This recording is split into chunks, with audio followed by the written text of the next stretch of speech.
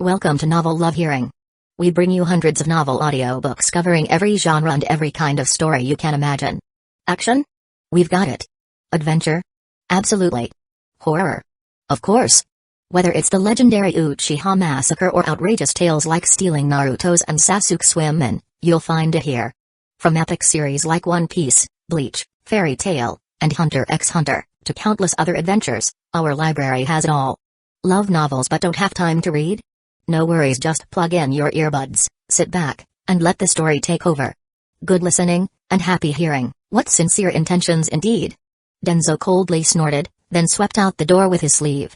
Hyuga clan leader slightly raised his cup to bid farewell to the guests, maintaining a composed demeanor and displaying the bearing of a seasoned leader. How long do you think it will take before we receive a response, Shu? After a few moments of silence in the reception hall, Hayashi Hyuga suddenly broke the quiet. Roughly within an hour. Hyuga's Shu estimated a rather bold time frame. The Hyuga clan leader gave no clear indication of approval, merely signaling his eldest son and Shu to continue drinking tea. This time, Shu had miscalculated. Less than 30 minutes later, a servant entered to report that an Anbu directly under the Hokage had arrived requesting an audience. Though slightly puzzled, the Hyuga clan leader ordered for the Anbu to be brought inside. The Anbu officer was none other than the dog-masked operative Hyuga Shu had crossed paths with twice already. After conveying the Hokage's formal greetings, the masked shinobi wasted no time handing over a stack of documents. Upon opening the folder, the Hyuga leader's face immediately lit up with a bright smile. Appointment orders, each one left blank for names but already stamped with the official seal of the Hokage of Hidden Leaf Village. Every position, from the Eastern Coastal Defense Garrison commander all the way down to the various administrative ninja roles, was included. Convey to Lord Hokage that by tomorrow we can finalize the personnel list for rebuilding the Eastern Coastal Defense Garrison, and within 3 days we'll be ready to visit the daimyo's court. Now thoroughly pleased, the Hyuga clan leader returned a fitting response. Chapter 28, A Mismatched Envoy. The clan has decided you will serve as the deputy envoy to the daimyo's court. The Hyuga clan leader announced to his younger son, Hisashi Hyuga, who had just arrived in haste upon receiving the summons. An envoy mission to the daimyo's court? Still not up to speed on things, Hisashi felt kind of confused. And how had such an opportunity suddenly fallen into his lap? Truthfully, Hisashi couldn't even believe it himself. Instinctively, he glanced upward toward his elder brother, Hayashi Hyuga, but quickly realized his mistake and corrected himself, humbly bowing to reply, "As you command. The personnel arrangements and communication with the nobles at the daimyo's court are all matters I will handle. All you need to do is show up when the time comes. You won't need to deal with anything else." The clan leader caught sight of his younger son's expression and instantly knew what he was thinking. Hisashi, learn to think more carefully. Take care. This was already a heavy reprimand. That alone made Hisashi shudder. Also, Hyuga Shu, you will accompany Hisashi as his aide on this mission. With a wave of his hand, the clan leader assigned another task to Shu Hyuga, who stood aside watching indifferently. Without waiting for Shu's response, the clan leader rose and prepared to leave. There were no specific instructions, no clear deadlines, not even any promises of future rewards. Just like that, the mission was casually thrust upon both Shu and Hisashi. The two exchanged puzzled glances, uncertain about everything. I'll give you the list of personnel and operational strategies tonight. Or rather, tomorrow morning. Hayashi felt that their father had acted rather improperly and decided to intervene by saying, "As for the details, the clan will arrange them. You will depart in 3 days.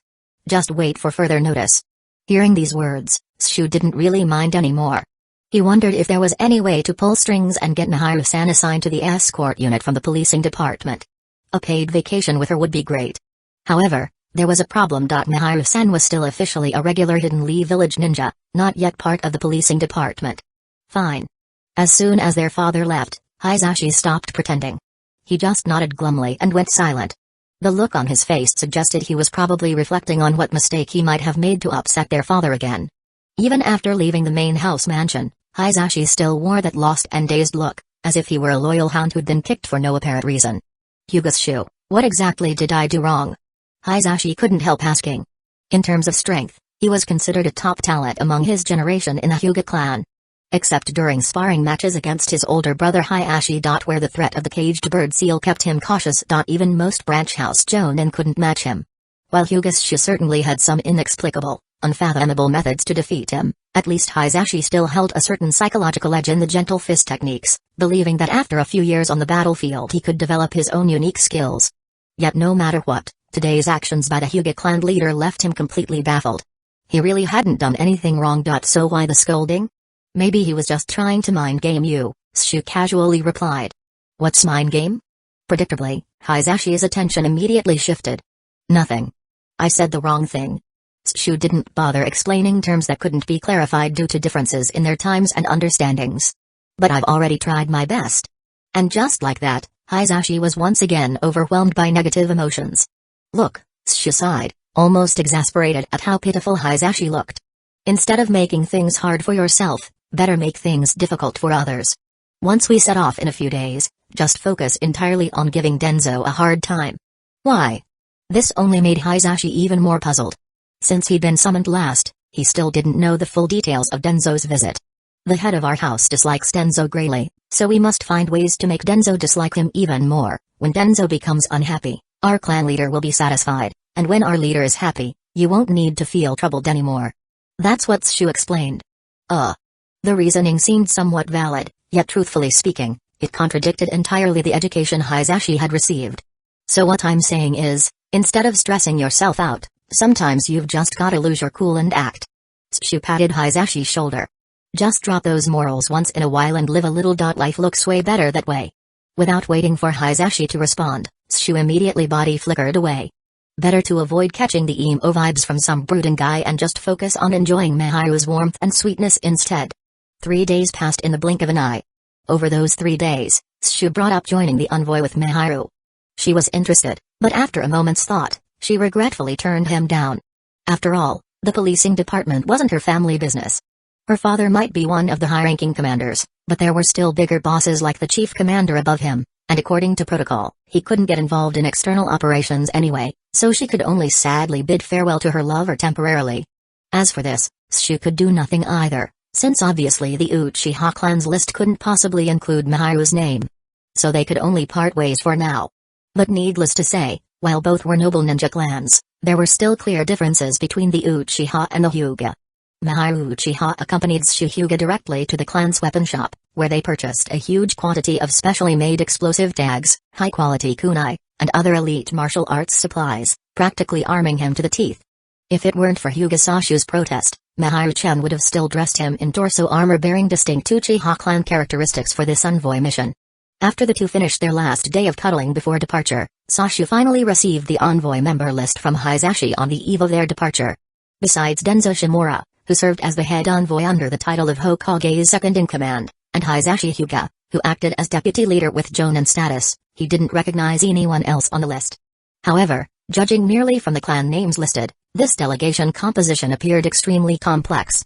It included not only 15 branch house members from the Hyuga clan and 10 Uchiha personnel from the policing department, but also 3 advisors from the Inoshikacho triad, 1 ninja named Utatane from the administrative department, 1 named Midatu from the foreign affairs department, and 2 named Saratobi from the finance department.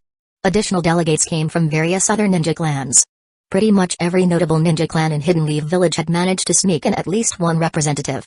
Honestly, instead of looking like a formal envoy heading to pay respects to the daimyo, it seemed more like a sightseeing trip for Hidden Leaf Village's powerful clans to show off and boost their reputation. As a result, among Hidden Leaf Village's big 4, the Shimura clan. Represented by Denzo. Stood out absurdly for failing to squeeze even a single family member into the delegation. That was completely absurd. Words like bureaucratic complacency, corrupt officials, and power-hungry powerful clans perfectly summed up the impression conveyed by this delegation roster. Sashu couldn't help but laugh out loud. Chapter 29, A Rocky Road to the Capital. Once the envoy officially set off, it wasn't just the stubborn Uchiha ninjas from the policing unit who were frustrated. Even Hyuga Shu, who prided himself on being easygoing, started getting a headache. This slapdash envoy thrown together for maximum support from Hidden Leaf Village was turning into one big headache. Before even addressing all the chaos caused by these hot-headed clan representatives, it took nearly an hour before Denzo suddenly realized too late that they'd forgotten the Aburame clan's representative on the list. They sent a message back via Ninja Hawk asking the Aburame rep to hurry.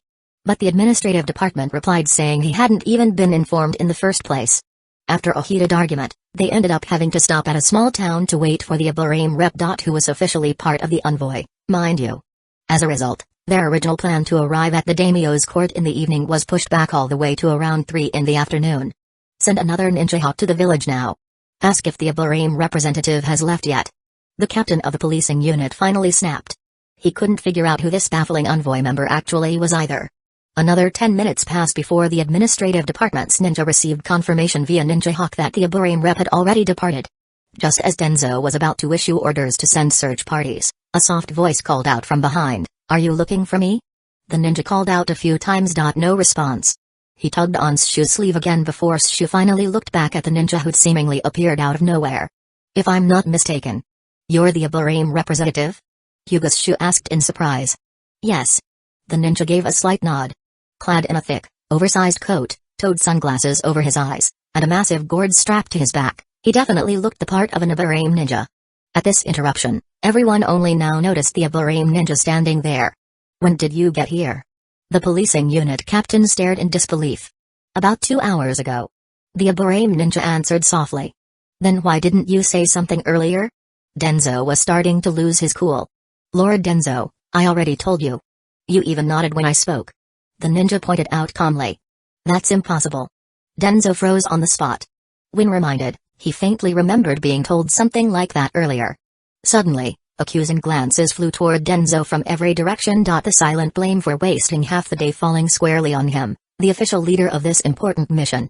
Everyone knew Aburim ninjas were low-key, innocuous, even often overlooked by accident. But if someone walked right up and spoke directly to you and you still missed them? That was just negligence. Oh. So this is how the village treats its people? Now, the Uchiha ninjas from the policing unit pounced on the chance to mock sarcastically. Enough wasted time with idle talk. We need to push forward immediately. Hisashi Hyuga reluctantly mediated the situation. According to today's plan, they should have already arrived at the Fire Daimyo's court for some rest and relaxation before attending a noble officials' banquet tonight. Then everyone would conspire to pressure the Daimyo's treasury into opening the coffers a little. Who'd have thought they'd waste so much time getting here?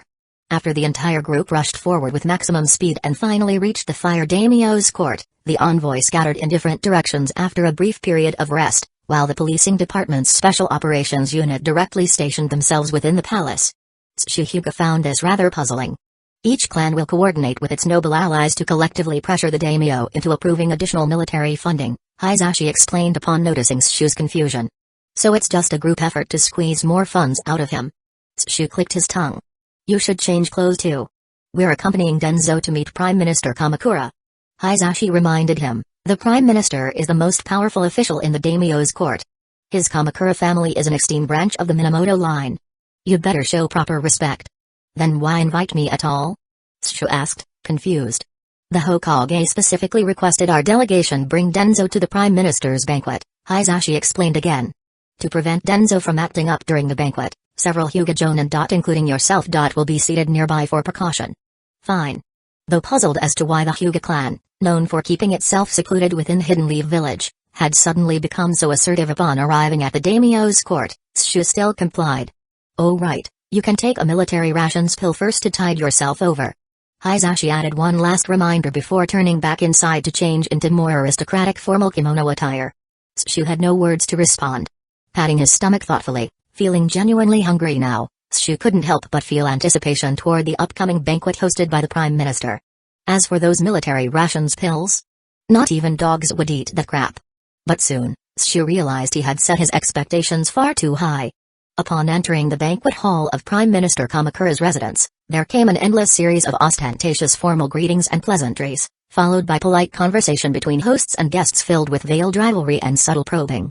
Even Denzo, who always seemed to wear a face like he'd just bitten into something bitter, somehow managed to force a completely fake smile as he engaged in cheerful conversation with the rotund Prime Minister, displaying such affability that it hardly matched rumors about the shadowy figure who supposedly terrified ninja across smaller nations. Finally, when the dishes began arriving, Shu was truly disappointed. Particularly since mingling with nobles wasn't something he ever cared about anyway. The very first appetizer served was a bland chawan mochi. Or in plain terms, mushroom chicken soup. With barely enough for a single bite. Subsequent dishes, such as sashimi, grilled fish, yakimono, and sushi, were equally stingy in both portion and flavor, looking elegant but delivering practically nothing substantial. The more he ate, the hungrier Hyuga Shu got. Now he finally understood why Hisashi told him to take a military rations pill first. Wish he'd taken someone's advice sooner. With no other option, Shu discreetly reached behind him and deftly pulled a military rations pill out of his ninja tool pouch. Then, using the act of drinking barley tea as cover, he quickly swallowed another one. Though he was really sick of them by now. We are already aware of the Hyuga clan's request. After a lengthy detour through idle conversation, the great minister finally returned to the envoy's true purpose. Hidden Leaf Village is currently fighting on multiple fronts and indeed requires additional support from the daimyo. We all share this understanding. How much military funding does the daimyo plan to allocate? Denzo immediately sat up straight and asked. Don't be hasty, and don't discuss such vulgar matters in front of these esteemed ministers. One of the high-ranking officials attending the meeting from the daimyo's court quickly reprimanded Denzo sternly. Somewhat disgruntled, Denzo could only bow apologetically. But perhaps feeling offended, the great minister coldly snorted, then stood up and indignantly swept out of the room. Denzo was instantly at a loss. The usually proud Denzo opened and closed his mouth several times but couldn't bring himself to utter a word of plea or apology. Chapter 30, Open and Covert Struggles at the Daimyo's Court. Actually, the daimyo residing in the inner palace already knows your intentions. After a brief silence, the high-ranking official glanced behind him to make sure the Prime Minister had left before finally speaking up. Of course, our goals are aligned. Whatever we do should be for the benefit of the Land of Fire. Please, Lord Denzo, don't rush. The Great Counselor will make proper arrangements. Hisashi Hyuga also tried to soothe Denzo before asking the high-ranking official, may we ask how much military funding the inner palace plans to increase, if there has been any news? That depends on Hidden Leaf Village's needs and sincerity. The high-ranking official spoke earnestly. Naturally, everything can be discussed for the sake of the Land of Fire. Hidden Leaf Village needs 30 billion. Denzo blurted out without hesitation, raising the demand by 10 billion ryo above what Hidden Leaf Village originally planned. See? You're rushing again. The high-ranking official shook his head disappointedly. Oh dear. Denzo once again found himself speechless. Of course, we know how much effort you honorable officials have put in. There will definitely be generous rewards once the military funds are successfully allocated from the court treasury.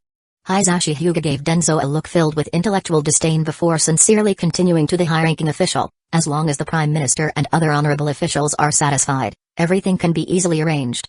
70-30 split. The high-ranking official calmly laid down his terms. How much funding exactly? Denzo impatiently interrupted again. Although he found such underhanded dealings utterly distasteful, he swallowed his pride for Hidden Leaf Village's sake.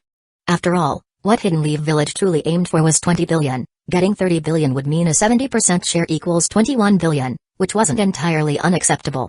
However, the high-ranking official deliberately ignored him and continued speaking directly to Hisashi Hyuga. Fine by me. Without acknowledging Denzo's expression, Hisashi simply nodded. 100 billion. The high-ranking official raised one finger. 100 billion. Denzo was nearly overcome with joy. At the beginning of this mission, the Hokage Tower had only initially requested 20 billion ryo. It wasn't much. Only 2/5 of Hidden Leaf Village's usual annual military budget. Which barely supported 2,000 or 3,000 nin battle expenditures during wartime. This number was only proposed due to the firm suggestion from the Hyuga clan leader. Otherwise, the third Hokage Hiruzen Sarutobi probably wouldn't have even dared to request more than 15 billion. Therefore, when he heard the astronomical figure of 100 billion, Denzo was nearly overwhelmed with happiness. Plus, even with a 70-30 split, they still get 70 billion. If he'd known things would go this smoothly, Hiruzen wouldn't have needed to go through the trouble of staging a fake border attack. 30 billion. Hisashi Hyuga slightly nodded, agreeing, about the same as the village's initial military budget plan. Enough to last for quite some time. Of course, if there's still a shortage later, we can always discuss further. The high-ranking official laughed heartily and raised his cup in a distant toast. But as loyal ministers serving close to His Highness the Daimyo, we must consider the nation's interests. Our actions should always be measured according to our resources. So this time, Hidden Leaf Village will have to endure a bit of hardship. No hardship at all. 70 billion will last us quite a while. Denzo was practically overjoyed, paying no heed to the official's demeanor as he immediately stood up to chime in. You. Both Hisashi Hyuga and the high-ranking official were stunned speechless. I've seen people with poor judgment before, but never someone this clueless. After half a moment, Hisashi finally spoke cautiously, the 70 billion comes from each of your respective sponsors. At the same time, he signaled with his eyes for Shu Hyuga and others to get ready. So what you're saying is that out of 100 billion military funds, only 30 billion will go to Hidden Leaf Village? When Denzo finally caught on, he was instantly left gaping in shock. That's correct. Hisashi nodded very firmly. The high-ranking official's expression clearly darkened. How dare they talk about money like that? So tacky. Besides, 70% wasn't even that much. How could high-ranking official possibly lack such basic strategic endurance? My goodness. The high-ranking official gave an annoyed flick of his hand, instantly unfurling his folding fan to hide his face filled with disdain. But to Ninja Denzo, this pretentious display seemed utterly mocking. Daring commoner dares to. Gritting his teeth, Denzo pressed together the 3 fingers of his right hand, and sharp wind-style chakra immediately started swirling at his fingertips. Take action. Restrain him. Instantly changing expression, Hisashi shouted loudly, immediately body flickering to stand protectively in front of the official. He simultaneously activated his Byakugan and assumed the starting stance of Gentle Fist. Jumping slash. The first to act was Hyuga. Before Hisashi's words had even finished echoing, he had already used his Q skill and charged toward Denzo. Although he couldn't draw his torch pull in time, resulting in slightly diminished effectiveness and control, his reaction speed still clearly surpassed ordinary body flicker techniques. As for other Jonin branch house members of the Hyuga clan who had also attended the banquet, they had just begun rising from their seats and hadn't even started moving yet. Windblade. Feeling the abnormality behind him, Denzo ignored everything else. He immediately spun around, sweeping his right hand outward and slicing 3 invisible wind-style chakra blades towards Hyuga. Counterstorm. Just when Denzo not only refused to surrender passively but dared to resist, Hyuga activated his E-skill, relying on the chakra-infused wind barrier surrounding his body. He directly absorbed the attack from the 3 wind blades. Of course, although Counterstorm could theoretically make him immune to all basic attacks for 2 seconds, these 3 wind blades were launched by Denzo, who had achieved mastery in wind blade skills. Essentially belonging to the category of magical damage. Plus the mutation caused by virtual game skills becoming real, Counterstorm merely eliminated most of the wind blade's power. 3 deep, bloody wounds still remained upon his body. However, these wounds were only caused by chakra directly acting on flesh and blood. Although they looked gruesome, the actual damage was minimal. The cutting force mimicking wind-style nature transformation had already been neutralized by Counterstorm, so the injuries sustained wouldn't significantly impact the subsequent battle. After launching his wind blade, based on conventional assumptions, Denzo believed that this unfortunate branch house Hyuga, a newly promoted Takebutsu Jonin, would at least be severely wounded or even killed outright, so he didn't give it much thought. Instead, he immediately turned his attention to the other branch house Jonin who had just stood up. Die. But just as Denzo was distracted, Hyuga transformed his arms into spheres. Crossing his arms left and right, he lunged straight toward Denzo's shoulders. You fool. In that split second of hesitation, Denzo immediately sensed danger. How could anyone possibly survive 3 direct wind blade attacks from him? Even steel would have been sliced apart by the fierce blades. Let alone mere flesh and blood. Yet reality had proven otherwise. Denzo quickly raised both hands to block Hyuga's twin arm attack. Then, he quickly prepared to use wind-style ninjutsu at point-blank range, turning this capable junior into a spray of bloody pulp. Unfortunately, things rarely go as planned. Just as Denzo blocked Shu's grabbing arms, he suddenly felt dizzy for no apparent reason. And his entire body momentarily lost consciousness. The skill, Counterstorm, deals a certain amount of chakra damage to surrounding enemies 2 seconds after activation or when the skill is reactivated, also causing 1 second of stun. For ninja whose reaction speed surpassed even master tier, 1 second of total control loss was already deadly enough. Especially in such close proximity. Crash. Shu retracted his arms, crouched low, and drove his shoulder forward, slamming his hip into Denzo's chest with full force. Phew. Instantly, Denzo spat out a mouthful of old blood, arching backward into the air. Wind style. Still, being an experienced ninja, he wasn't done yet. Although Shu's technique had indeed been extremely strange, it hadn't been a killing blow. As he flew backward, Denzo quickly regained full consciousness and prepared to launch another ninjutsu attack. But by then, it was already too late. A group of Hyuga branch house Jonin had already surrounded him completely. Though they hadn't moved in yet, pairs of Byakugan eyes filled with murderous intent locked onto Denzo, who seethed with rage inside. If he didn't back off right away, they'd gang up on him and tear him apart on the spot. Chapter 31, The True Shadow of Hidden Leaf Village. Enough, Denzo-sama. Hisashi Hyuga finally spoke once the situation was mostly under control. At the same time, he found himself newly impressed by Hyuga. Even with his Byakugan, he couldn't determine exactly how Shu had managed to send Denzo flying after his taijutsu attack was blocked. Everyone knew that hand-to-hand combat between ninja was an ultimate contest of speed and strength, where life and death were separated by the blink of an eye. Surely it wasn't because Denzo had suddenly become distracted or merciful? Humphrey. With no choice but to concede, Denzo reluctantly dissipated the wind-style chakra gathered in his fingers and mouth. But his cold, lifeless eyes continued to glare at Shu, who looked seriously wounded, as if longing to kill him on the spot. He was the ninja world's dreaded shadow, a name once enough to make enemies flee in terror. If word got out that today he'd been bested by just a Takebutsu Jonin, his lifelong reputation would be ruined. Still, Denzo kept Hidden Leaf Village's interests close to heart. He hadn't forgotten the mission entrusted to him by his old friend Hiruzen Saratobi. Your luck holds today. But I'll collect what's coming to me one day. Quickly assessing the situation, Denzo wiped blood from the corner of his mouth and turned toward the high-ranking official and Hisashi Hyuga. Without reservation, he exposed his back to Shu and the other branch house Jonin whose gazes brimmed with killing intent. This was his way of showing he had no intention of continuing the fight. This Hyuga clan Jonin, you should have your wounds seen to immediately. Actually, it was the high-ranking official himself who had remained shielded behind Hisashi Hyuga who spoke first. As a noble court official and trusted aide to the daimyo, naturally this man had never undergone rigorous ninja training or inefficient samurai drills.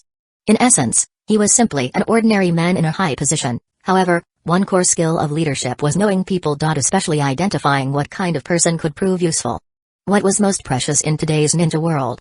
Talent. And talent alone. And what kind of talent was most valuable? The kind that was both cheap and effective. Who wouldn't fall for someone who combined affordability, effectiveness, and a certain elusiveness? The type of talent that vanishes the moment you try to measure it. Besides, what harm was there in offering a few kind words to show goodwill? It cost nothing anyway. Thank you for your concern, honorable sir, but I have no serious injuries.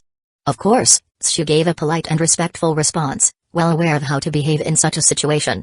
This also relieved Hisashi Hyuga somewhat, who had secretly worried that Shu, who usually disregarded etiquette, might provoke trouble at such a critical moment, spoiling their favorable position. Ah, good to hear. Still, best to see to those wounds right away.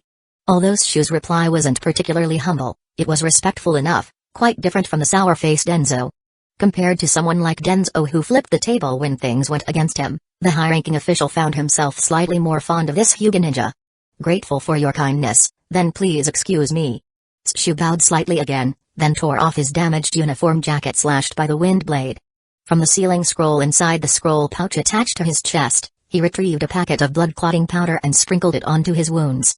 A Hyuga ninja also took out medical bandages and helped him wrap his upper body.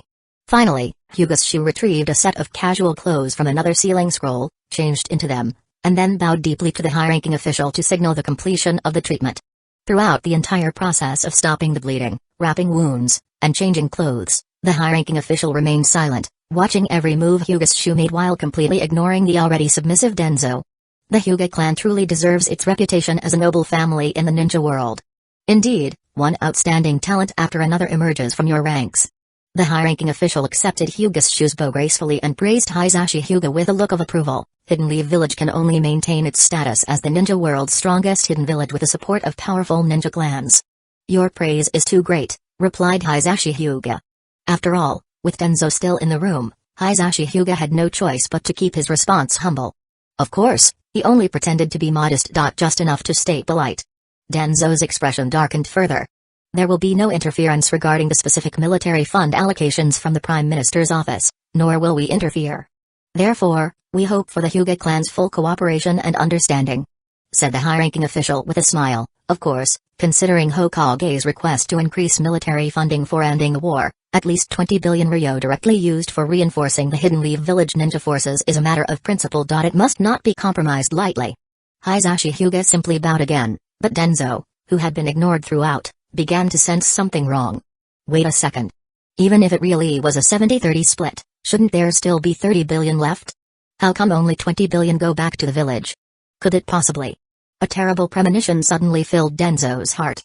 If that's settled, then I feel at ease, said the high-ranking official slowly rising to his feet. As for the specifics of the distribution, I'll leave it to you, Lord Hisashi Hyuga, to explain. Together with Elder Denzo. He placed particular emphasis on the word explain. Upon hearing this, Hisashi Hyuga immediately caught on. He quickly bowed in farewell to send off the high-ranking official. Now then, Denzo spoke coldly once the honored guest had departed, tell me exactly what's going on here. Now that the officials had left and only Hidden Leaf Village ninja remained inside the banquet hall, Denzo stood straighter, his tone growing much more sinister. It's nothing much. Just a simple 70-30 split. Hisashi Hyuga answered calmly. Now he completely understood. Apparently, Denzo truly didn't know anything. Just 30%. Denzo could no longer hold back his anger, roaring furiously, "That's unreasonable. Completely unreasonable. No." Hisashi Hyuga's voice rose sharply, "Not 30%. You're getting only 20%. Now it was Hisashi Hyuga's turn to lose his patience. Does the Hyuga clan have it easy? All the major ninja clans have put tremendous effort into making this happen. Besides, accomplishing everything within just 3 days. A short time frame with heavy demands. Surely asking for 1/3 isn't excessive? After all, it cost us blood, sweat, and tears." "What do you mean?" Denzo's heartbeat quickened. His mind unwillingly confirmed the unthinkable idea he had dared not believe earlier. This revelation hit Denzo like a thunderclap.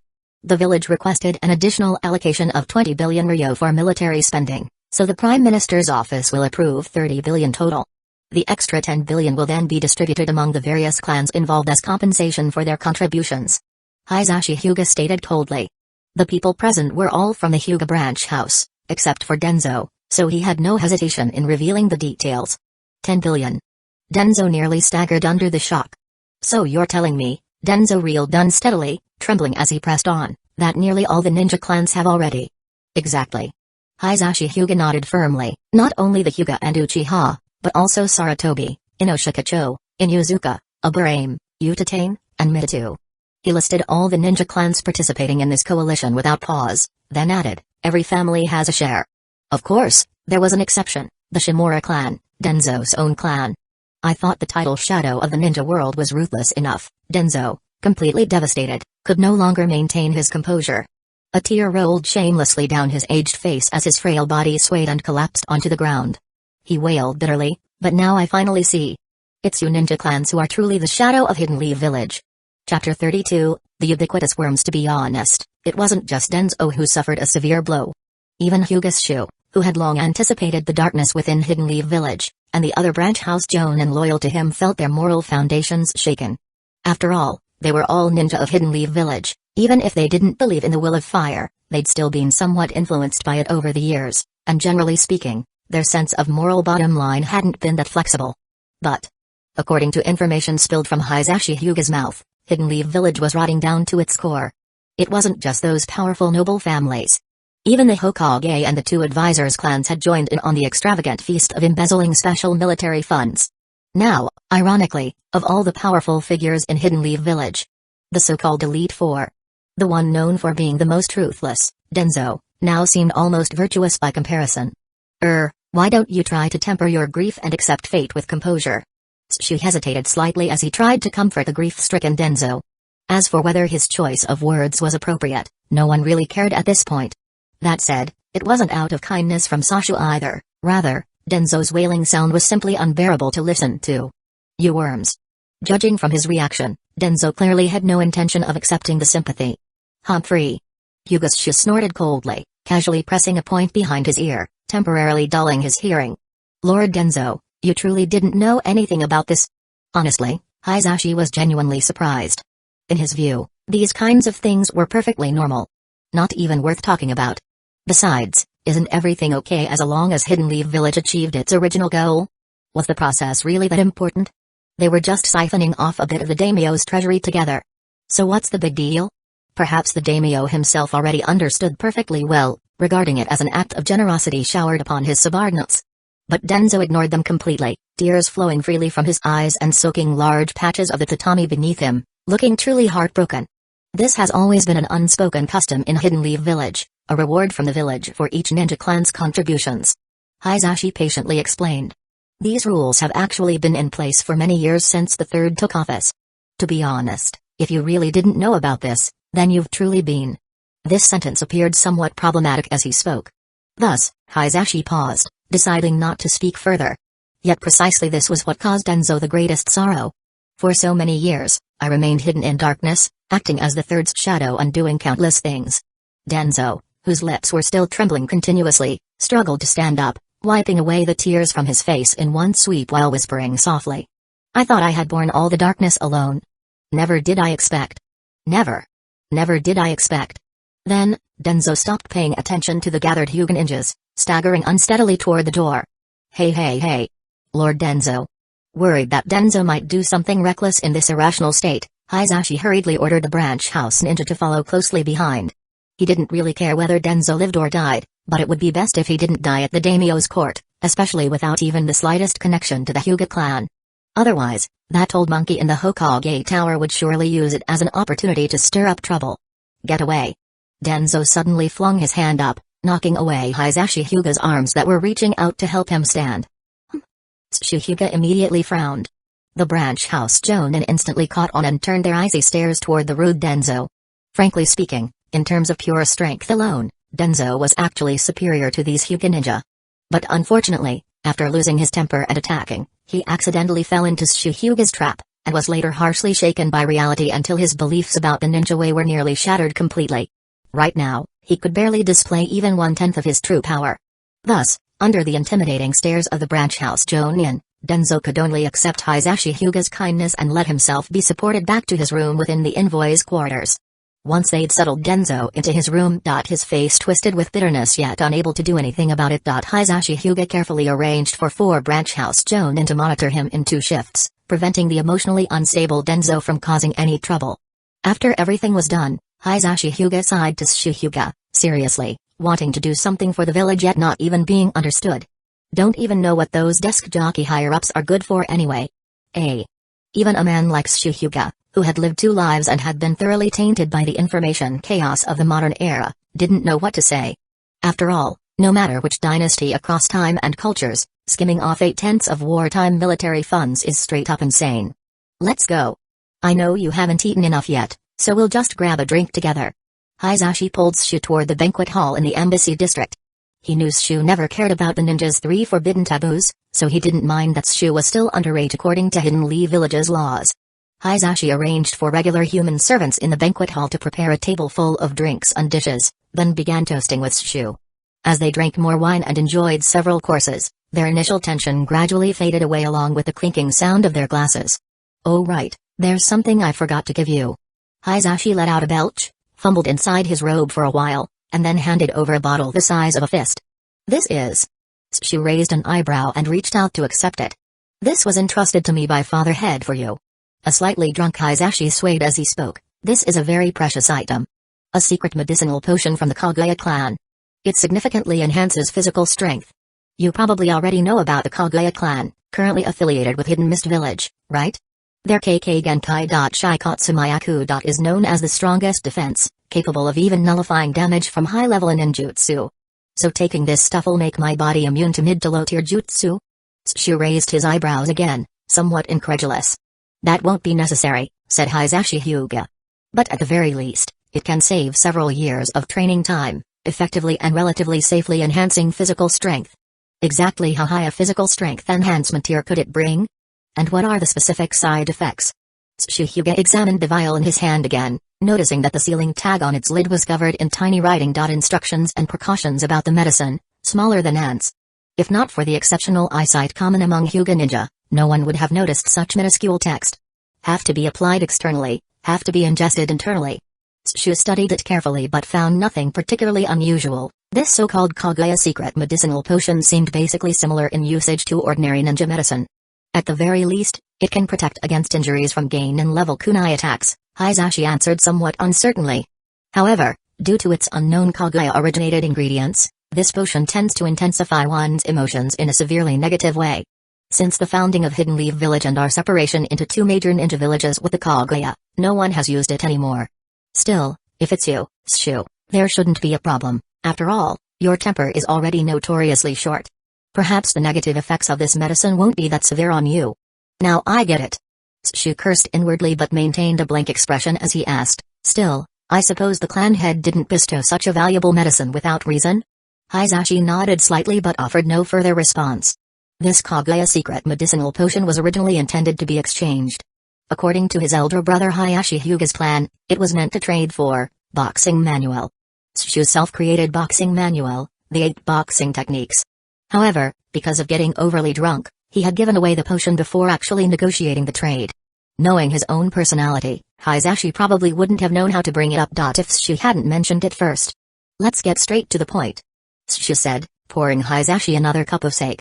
The boxing manual, Hisashi replied, taking a deep breath to suppress his embarrassment.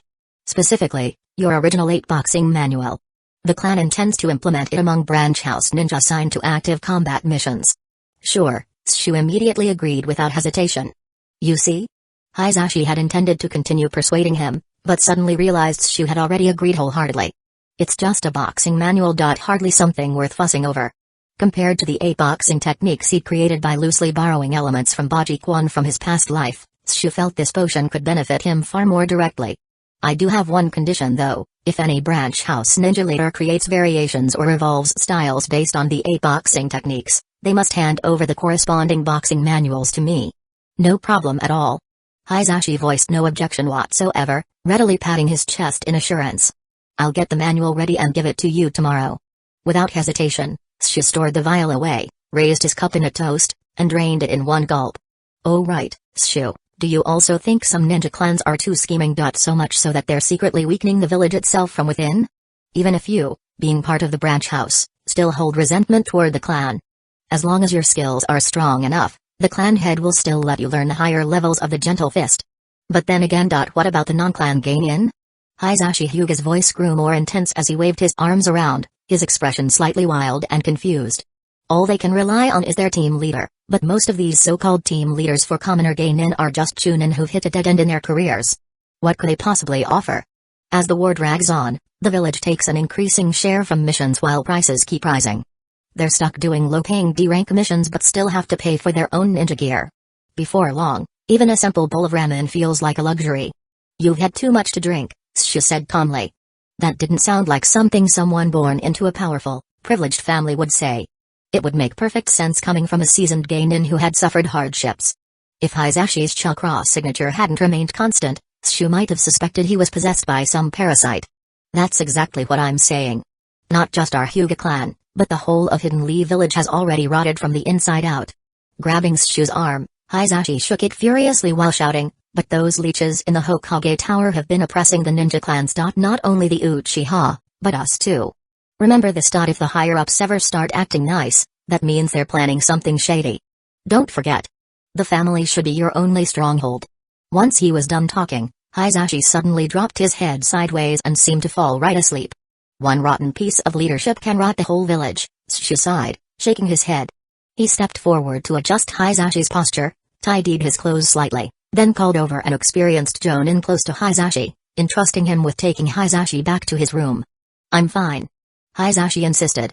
Back in his room, once the jonin left, Hisashi instantly snapped awake, every trace of drunkenness gone. Did Captain Shu say anything else?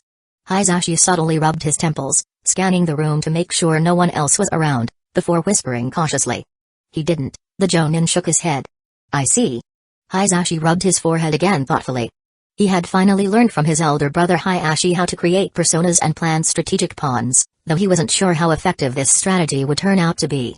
Chapter 33, Open Assault in the Embassy District. No matter how heartbroken and furious Denzo was, no matter how ecstatic the ninja clan representatives were after securing promises from various aristocrats, the sun still rose the next morning.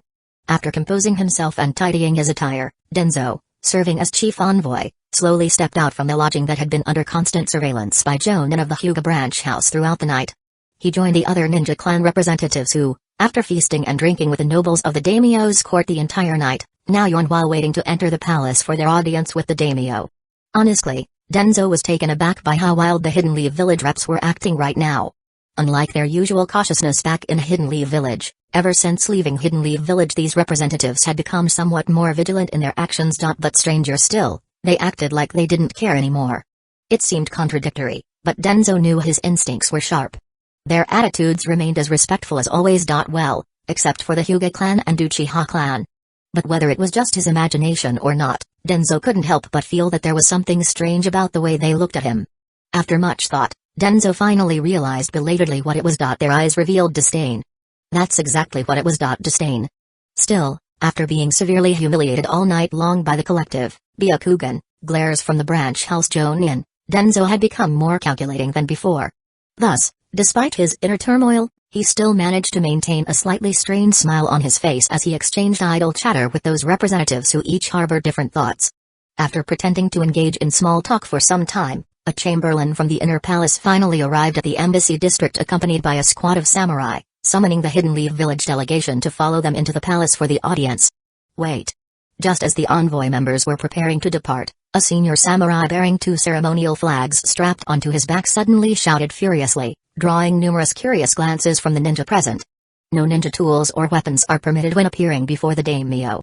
The elaborately armored senior samurai declared aggressively. Instantly, all gazes turned toward Denzo, the appointed chief envoy. Under the weight of everyone's stare, Denzo felt his frustration rise. Guess I can live with never getting the easy gigs. But why's every nasty job mine? However, because of who he was, Denzo had no choice but to bite back his pride and speak up. We shinobi of Hidden Leaf Village serve directly under the daimyo. Rude. His words were cut off by a foul-breathed roar from the samurai officer. How dare you lowly shinobi act so presumptuously before His Highness the daimyo? This sweeping insult hit every single Hidden Leaf Village ninja present. Daring indeed. Denzo's face darkened instantly.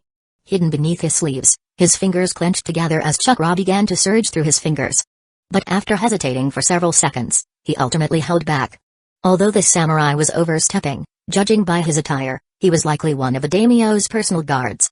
Additionally, the chamberlain in charge of delivering orders showed no extra reaction either, making Denzo hesitant about how to respond immediately. Humphrey. Hisashi Hyuga let out a cold snort and exchanged a meaningful glance with Hyuga's shoe. Jumping slash, again using that familiar move, jumping slash, Hyuga's shoe's ghostly form shot forward with speed that surpassed even the body flicker technique, appearing right before the senior samurai. He struck like a spear, sending the man crashing to the ground. What are you doing? The aide immediately cried out in alarm. Just teaching you a lesson. Ignoring the other warriors who had taken defensive stances and drawn their swords, Hyuga's shoe calmly pulled out a kunai and squatted down, placing it across the senior samurai's throat. The man still dazed from that single blow. No. Please don't. The aide scream pierced the air like that of a castrated rooster. But whether it was the Hidden Leaf Village ninjas watching coldly from the sidelines or those terrified warriors, none showed any intention of stopping Hyuga's shoe. You. The trembling aide opened and closed his mouth several times, unable to form a complete sentence. Still wearing a calm smile, Hyuga's shoe even took the time to lift his head and look at the equally frightened warriors. Clang. One particularly young warrior was so intimidated by Hyuga's shoe's gaze that he trembled like a leaf and dropped his sword to the ground.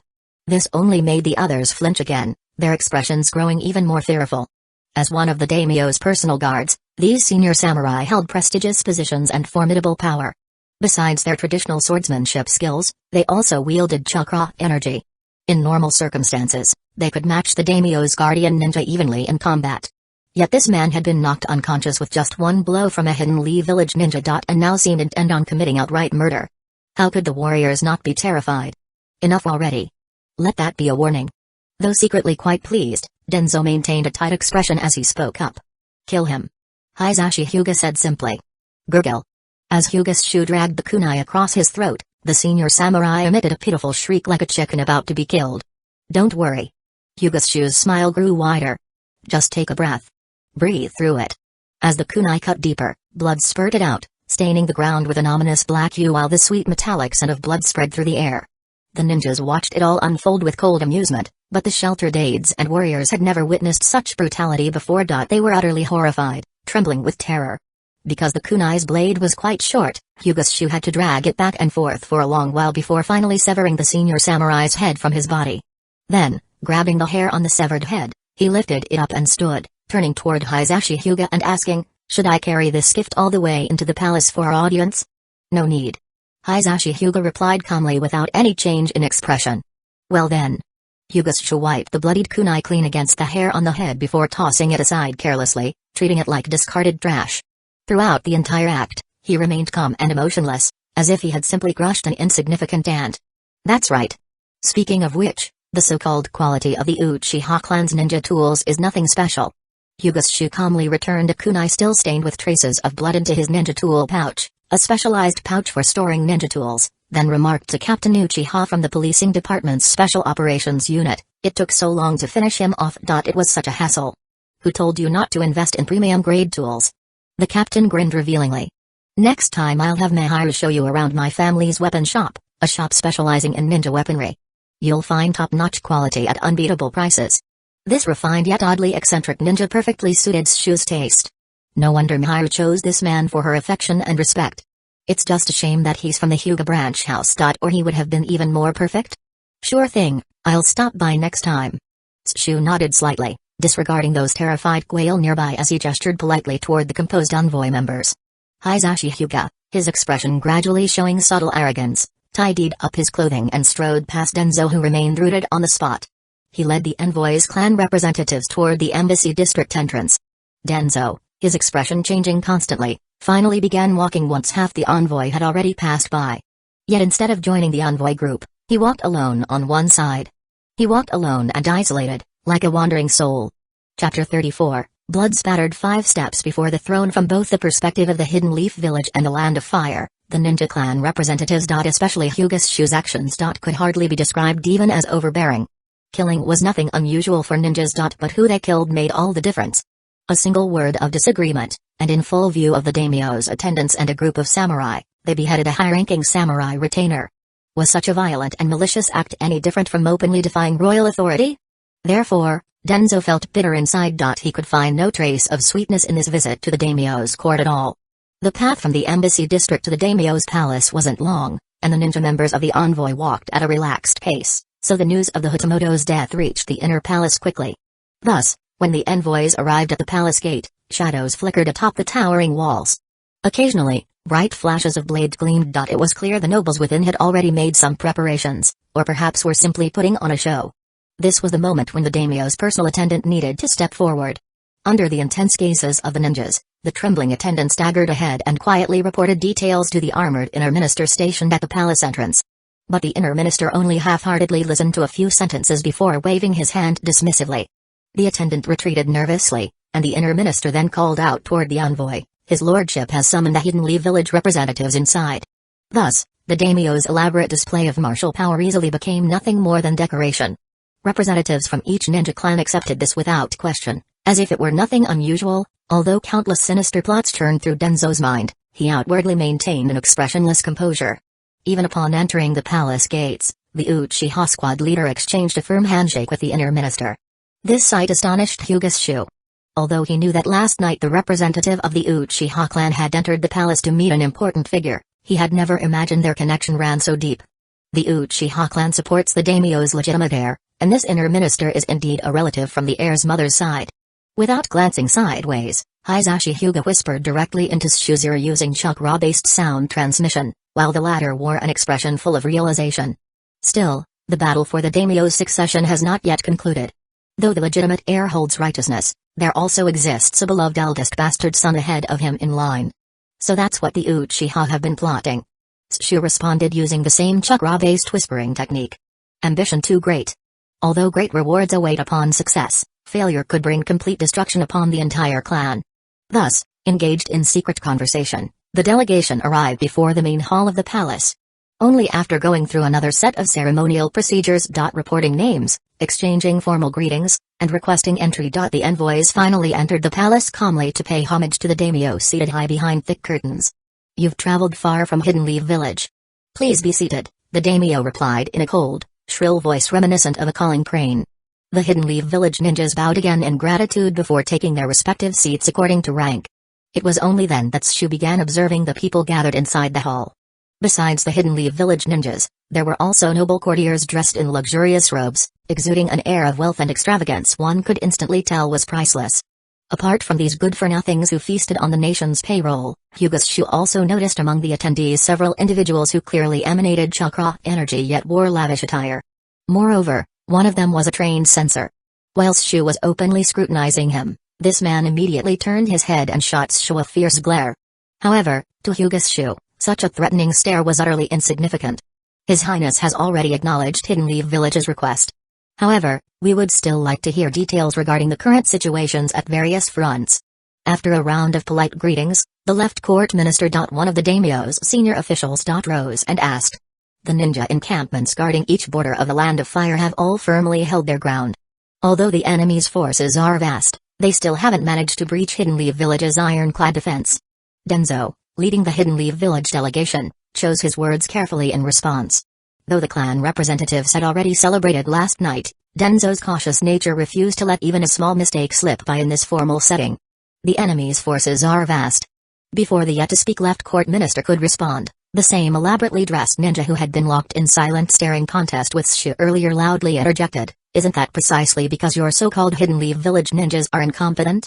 Hidden Leaf Village ninjas, from top to bottom, are loyal and dedicated, courageously fighting enemies on the front lines."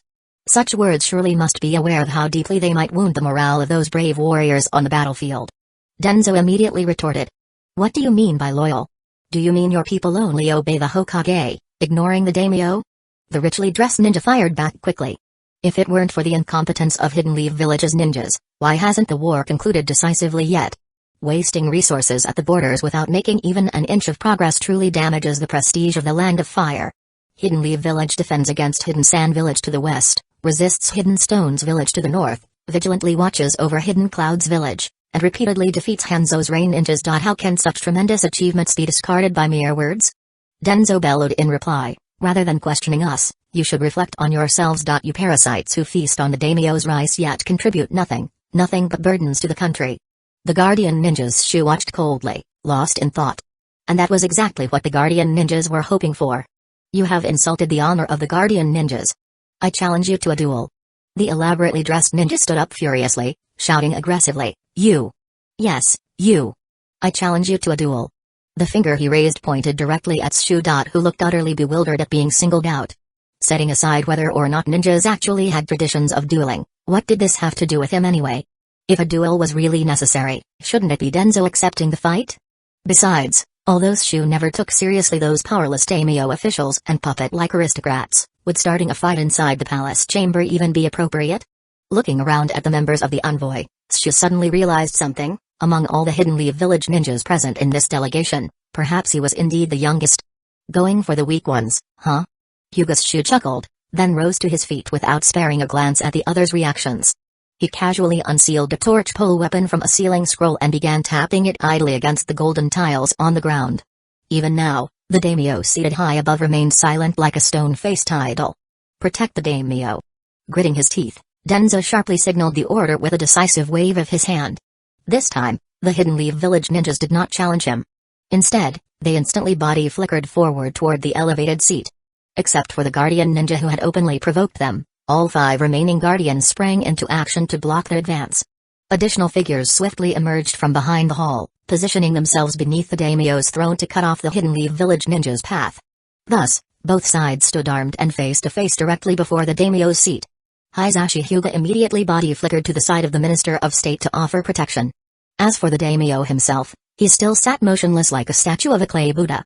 Yet this did nothing to dispel the assumption that the Guardians were acting under the daimyo's direct orders. If you all have such a misunderstanding, why not settle it in a manner befitting samurai?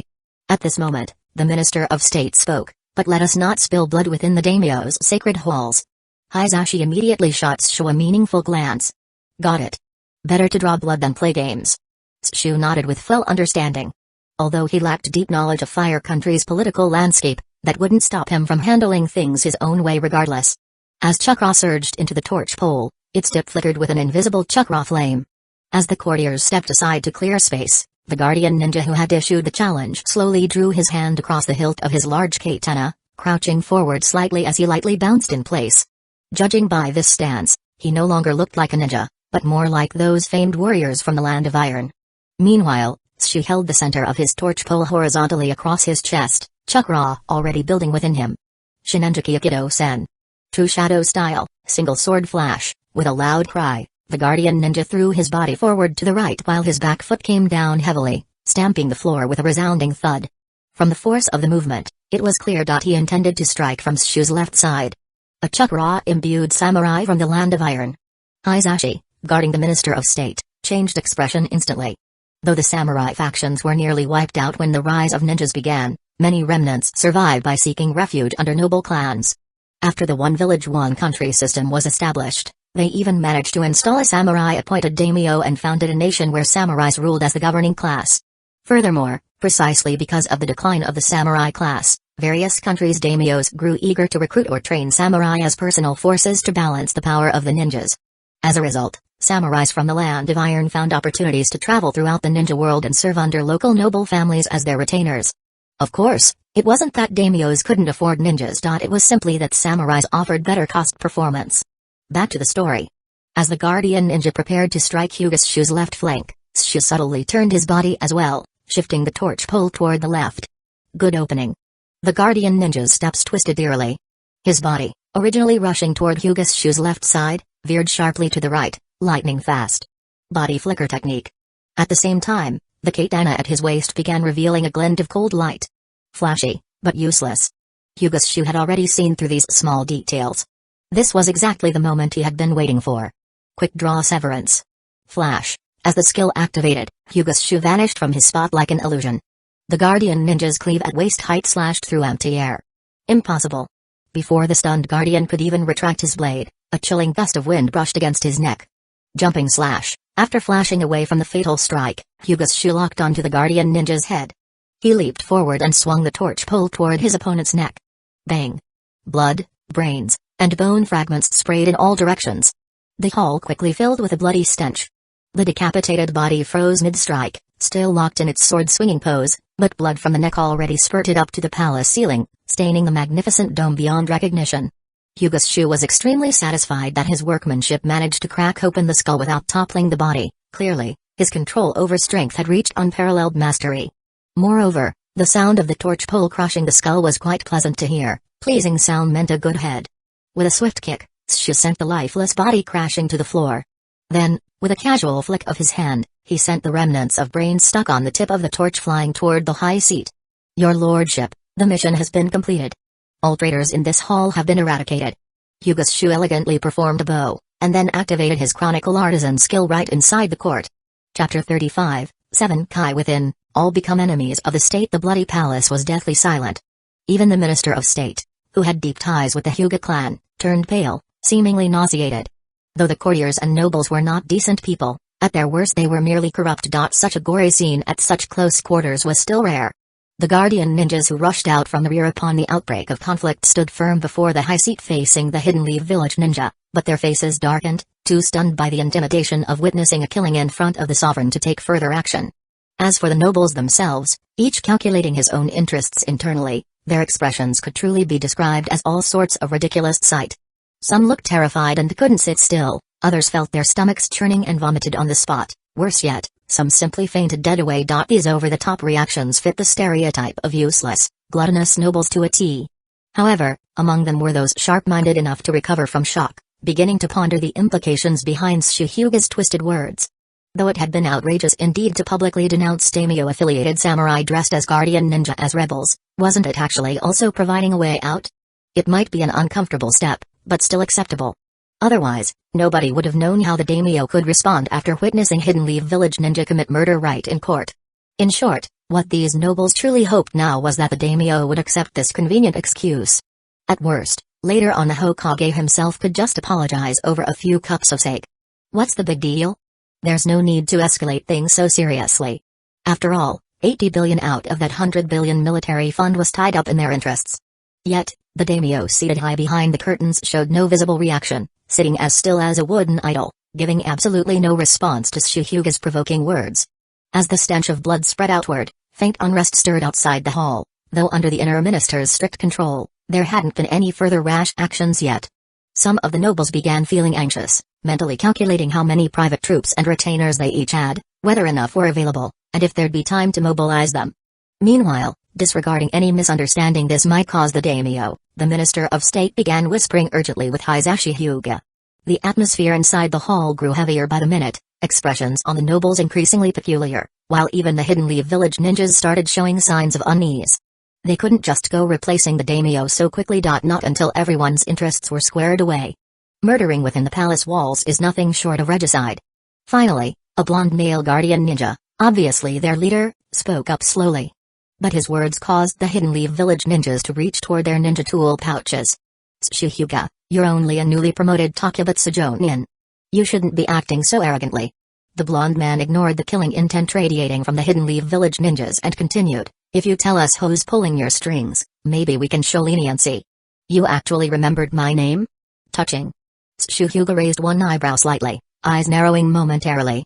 So there really was someone pulling your strings behind this treason? The blonde guardian ninja lightly brushed the flame-patterned sash at his waist, his tone turning grim. That's a crime that could implicate an entire clan. This accusation hurled forward made even Hisashi Hyuga, who had been discussing post-conflict arrangements with the Minister of State, immediately change expressions. This was outright intimidation against the Hyuga clan. Even Genzo extended his hands from beneath his sleeves, gathering wind-style chakra at his fingertips, his eyes openly revealing killing intent. Clang. Provoked by intense murderous aura, guardian ninjas drew their weapons. Clang. Clang. Clang. At the same time, blades flashed among Hidden Leaf Village ninjas too. In nearly an instant, the hall transformed from tense confrontation into sword-pointing standoff, just one step away from open violence. Rumble. Rumble. Rumble. At the inner minister's signal, group after group of fully armored samurai rushed into the hall, but merely scattered themselves to protect various courtiers and nobles. Everyone in the daimyo's court knew well about the close relationship between the inner minister and Uchiha clan. Thus, it was obvious whom these precautions were aimed at. Expressions of guardian ninjas turned even grimmer. Do you even know what it means when a ninja loses his temper?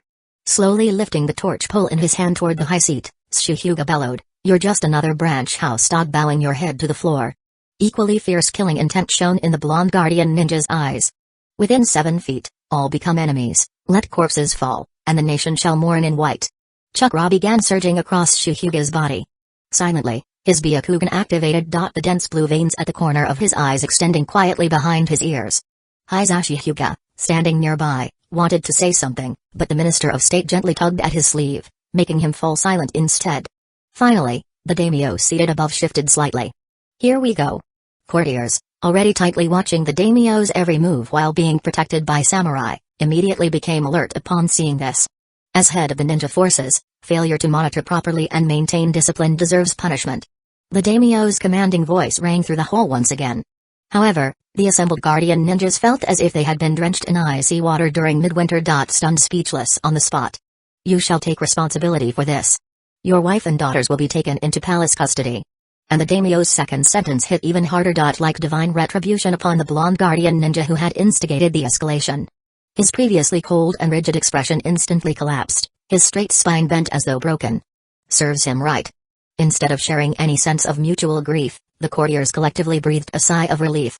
To be honest, aside from their impact on Hidden Leaf Village itself, the daimyo's guardian ninjas also posed a threat to courtiers who couldn't afford personal ninja guards. Especially this aggressive faction of guardians led by the blonde male. They had long been thorns in the eyes of the nobility. After all, theoretically speaking, the Hidden Leaf Village stood beyond the political reach of the Land of Fire, providing service impartially in exchange for payment. Something everyone found convenient to use. But if the radical guardians led by the blonde male had their way. And placed themselves directly under the daimyo's command. Then the comfortable lives of these noble lords would certainly come to an end. After all, it was just about eliminating a warrior from the Land of Iron who had initiated the provocation. Before the daimyo even spoke, this inner court guardian ninja took the initiative to interfere. Not only did he fail to intimidate the Hidden Leaf Village ninja, but he escalated the situation beyond control. If he didn't die, then who should? Moreover, this time it's an important national matter jointly advanced by Hidden Leaf Village ninja clans and the daimyo's court. A simple affair like an in-court killing was no more than a passing episode. How could a lowly court guardian ninja, whose rank didn't even measure up to that of a common warrior, dare to interfere? The blonde guardian ninja's lips trembled, unable to speak a complete sentence for a long time. But then he gritted his teeth, raised his hand, and began gathering chakra in his palm. Father! A young boy among the guardian ninjas, sporting identical blonde hair, cried out in alarm. When the lord is shamed, the loyal servant must die. The blonde guardian ninja bellowed, then struck his chest with mighty force. Pooh! A mouthful of blood spurted out as the light of life vanished from his eyes. Captain Uchiha shoved aside the guardian ninja standing before him and stepped forward. He felt for signs of life at the nose of the blonde guardian ninja who had taken his own life yet still lay there with wide open eyes. After briefly examining him with secret techniques, he finally bowed deeply toward the high-seated daimyo. Reporting, Your Majesty, the accused has taken his own life before judgment. This act essentially took partial responsibility onto the Uchiha clan itself. Hisashi Hyuga couldn't help but cast several surprised glances at Hyuga, puzzled about when he had established such deep connections with the Uchiha clan. Good. Good. Good. The daimyo's crane-like voice grew sharper while the expression beneath the curtain became distorted. Since that's settled. Minister of Treasury. Yes. One of the courtiers below, who was in charge of managing the imperial treasury, immediately pushed aside the samurai beside him and stepped forward. The real moment has arrived. Even the Minister of State couldn't help but catch his breath. He had taken 3.5 billion out of the total 80 billion ryo in a special reward. Allot 100 billion ryo from the Imperial Treasury as special military fund. The daimyo's crane-like voice cracked slightly. At this point, though, no one cared about such minor details. The court officials and Hidden Leaf Village ninjas alike were caught up in wild elation. Heaven grants wisdom. Led by the Minister of State, numerous courtiers immediately stood upright. Ignoring the bloodstains on the floor, they knelt down one after another to offer their congratulations. As for the two corpses lying in pools of blood within the hall, not a soul paid them any heed. Chapter 36, The Olive Branch Extended. Commander's Shu, you truly are fearless. After leaving the palace and returning to the embassy district, Hisashi Hyuga finally gave voice to his thoughts in front of the representatives of various ninja clans. At the end of the day, Your Highness remains the sovereign daimyo of the Land of Fire, a ninja should at least not. Hisashi really didn't know what to say anymore. The first guardian ninja who challenged him was obviously an Iron Country samurai in disguise, so there must have been some intrigue behind the scenes. Most likely arranged by loyal courtiers within the daimyo's inner circle. Considering this had originally been Hisashi's own instruction, killing him wasn't a big deal. As for the guardian ninja executed on the spot by the daimyo himself, he was clearly someone like a high-ranking guardian ninja. It was impossible that he acted without direct orders from the daimyo.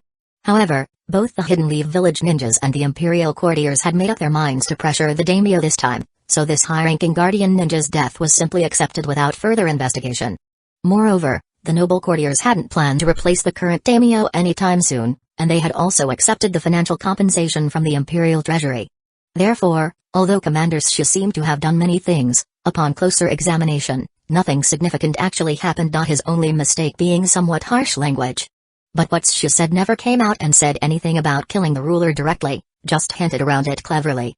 Although it embarrassed the daimyo greatly, it still provided a burning hot path for him to retreat down gracefully, which left the courtiers quite satisfied with the outcome. So what did this prove? Everything appeared fine on the surface, yet somehow felt problematic. Although Hisashi had indeed intended to use Shu as a weapon, this blade now clearly showed indiscriminate destructive power toward friend and foe alike. However, he was just part of the branch house after all. After calming himself, Hisashi quickly resumed his composed demeanor. If only you were of the Uchiha clan. Captain Uchiha remarked with admiration. These words turned Hisashi's face crimson with rage. Praise from a rival aristocratic house undoubtedly slapped him straight in the face. Oh, let me formally introduce myself. I'm Captain Takahiro Uchiha, Deputy Commander of the Policing Department's Special Service Unit. The Policing Department's captain extended his hand towards Shu in a friendly manner. Takabutsu Jonin Hyuga's Shu. Shu responded just as readily, shaking his hand firmly. You don't have to hang out all day long in that little training ground with Miss Miharu when visiting our clan territory next time. You're more than welcome to try out our main training facility. Captain Takahiro Uchiha teased, I'm extremely interested in your taijutsu skills. I hope one day we can test each other's abilities. You flatter me, Shu admitted, his face unusually flushing red. In that case, allow me to introduce myself. I am Yamanaka Toshimaki. Representing the Yamanaka clan. One of the Inoshikacho triad. The envoy stepped forward to introduce himself. I may be different from others, but certain matters aren't convenient to discuss right now. Hopefully, we'll have the opportunity for deeper conversation someday. Denzo, previously standing nearby appearing absorbed by dead branches and fallen leaves, instantly darkened his expression. I look forward to our discussion, Shu replied politely, though still somewhat puzzled. I am Midata Takahiro, a chunin from the Foreign Affairs Department. Another person then stepped forward to introduce himself to Hyuga's Shu, sharing the same name as Toshimaki-kun. Just like Toshimaki-kun, I hope to have the chance to have a match with Jonin's Shu someday. I look forward to your guidance. Perhaps next time. Hyuga's Shu was even more puzzled. The representatives from other ninja clans, who were well aware of the underlying situation, quickly dispersed as if trying to avoid something fearsome. Humphrey. Once the clan representatives had left, Denzo, who had been listening with an increasingly dark expression, immediately turned and walked away. After completing this especially intense diplomatic mission, despite the funds not having officially arrived yet, the various clan representatives in the envoy couldn't wait to disband. Just as they would back in Hidden Leaf Village. Each hurried back to his quarters to report the outcome to his clan leader. Who are they? Shu asked Hisashi with some confusion. Back in Hidden Leaf Village, he had always been virtually invisible. On the battlefield in the Land of Rain, his reconnaissance duties limited his interactions with fellow Leaf Ninja. With the war so fierce that newly deployed Leaf Ninjas typically survived less than a month, She saw no reason to develop close relationships. Better not to grieve when someone died. The martial faction, Hisashi replied with a slight sigh. They're all combat-oriented ninja from the village. Considering they were both from Hidden Leaf Village, and possibly due to security concerns in the Embassy District's public area, Hisashi did not continue. Instead, he pulled Shu along back toward the Hyuga clan's quarters. Now that I think about it, Shu asked, puzzled, why would the Yamanaka clan and the Minato clan have members belonging to the martial faction? Hidden Leaf Village is a big place. You'll find every kind of weirdo imaginable, Hisashi answered. After arranging for Branch House Jonin to set up soundproof seals, Hisashi finally continued, even the Uchiha clan has those unnaturally peaceful types. So, should it really be surprising that other clans have a few warmongers? That's true, Shu replied, at a loss for words. It seemed that among ordinary leaf ninja, martial faction wasn't considered a positive or neutral label. If you don't want to get involved with Denzo, it's best to stay away from those martial faction ninja entirely, Hisashi warned solemnly. In fact, aside from Denzo's faction, most other groups are reluctant to associate with such reckless warmongers anyway. Why? Shu asked, quite surprised. I don't know much about that Uchiha guy, but for the Yamanaka and Minato clans. Hisashi paused, searching for a suitable description. Their attitude toward war is conflicted. What do you mean? Shu grew even more confused. How should I put it? Hisashi scratched his head, clearly struggling with how to explain. They think the current scale of the war isn't big enough. They consider our refusal to declare war on the 4 great ninja villages as a sign of weakness. That's seriously out of bounds. Shu could only stare in disbelief. Actually, most of the so-called martial faction members in the village are more or less like this, especially members of noble ninja clans. Clearly, Hisashi Hyuga held rather negative opinions toward these people. Is that so? Shu Hyuga seemed deep in thought. In theory, even a scrap of paper can be useful, let alone ninjas who clearly offer far greater value? Especially their backgrounds were quite interesting. One came from the Yamanaka clan, specifically the Ino branch of the Inoshikacho triad, which has long been a loyal supporter of the Hokage, while the other belonged to a family directly connected to one of the village's top leaders, Hamura Mitakato. Unfortunately, he was now only a Takebutsu Jonin, neither his status nor reputation carried much weight anymore. What's more, most of his strength and past victories came from his weapons master ability. But since his skills had cooled downs, his performance in battle wasn't always reliable. In short skirmishes like the ones they'd faced since returning to the village, he could use intel gaps and surprise to his advantage. But on the battlefield? As the saying goes, you need real strength to stand tall. Gentle fist, and Byakugan. Shu Hyuga gently pressed his forehead, deep in thought. His left hand patted the Kaguya secret medicinal potion inside his ninja tool pouch, feeling somewhat indecisive inside. Use it? Or not? Chapter 37, The Martial Faction's Rising Star. Putting together all he had learned, Hyuga Sasha viewed the so-called martial faction not as a fixed group or clear ideology in Hidden Leaf Village, but more like a catch-all label able to accommodate just about anyone. The so-called martial faction wasn't simply about placing Hidden Leaf Village above all else. A large portion of its members were vengeful extremists. Ninja who had lost teammates during wartime and now harbored deep hatred toward other hidden villages. Others were old-timers who pined for the good old days, upset over Hidden Leaf Village's fading dominance in the ninja world. Still others were political dissenters who had become aligned with the martial faction simply due to their disagreement with policies enacted during Hokage III's reign over the village. Then there were the Uchiha clan. Known for their shaky sanity and unstable tempers. Who were widely seen as the faction's poster clan. Yet because the Uchiha faced invisible ceilings and restrictions within Hidden Leaf Village, combined with their naturally proud and aloof personalities, they generally kept their distance from the regular ninja of the martial faction. Though ideologically similar, these two groups remained clearly separated, never truly merging. Of course, just like the Yamanaka and Minato youths he'd met before, there were plenty of arrogant hotheads who had never set foot on a battlefield but still burned with some weird, unexplainable enthusiasm for war. Also not lacking were manipulative opportunists hiding within the faction under false pretenses. In other words, you know exactly who we're talking about, Denzo. Therefore, it was entirely understandable why the martial faction found itself disliked by both the Hokage line moderates and the traditionalist clan factions. The majority powers within Hidden Leaf Village.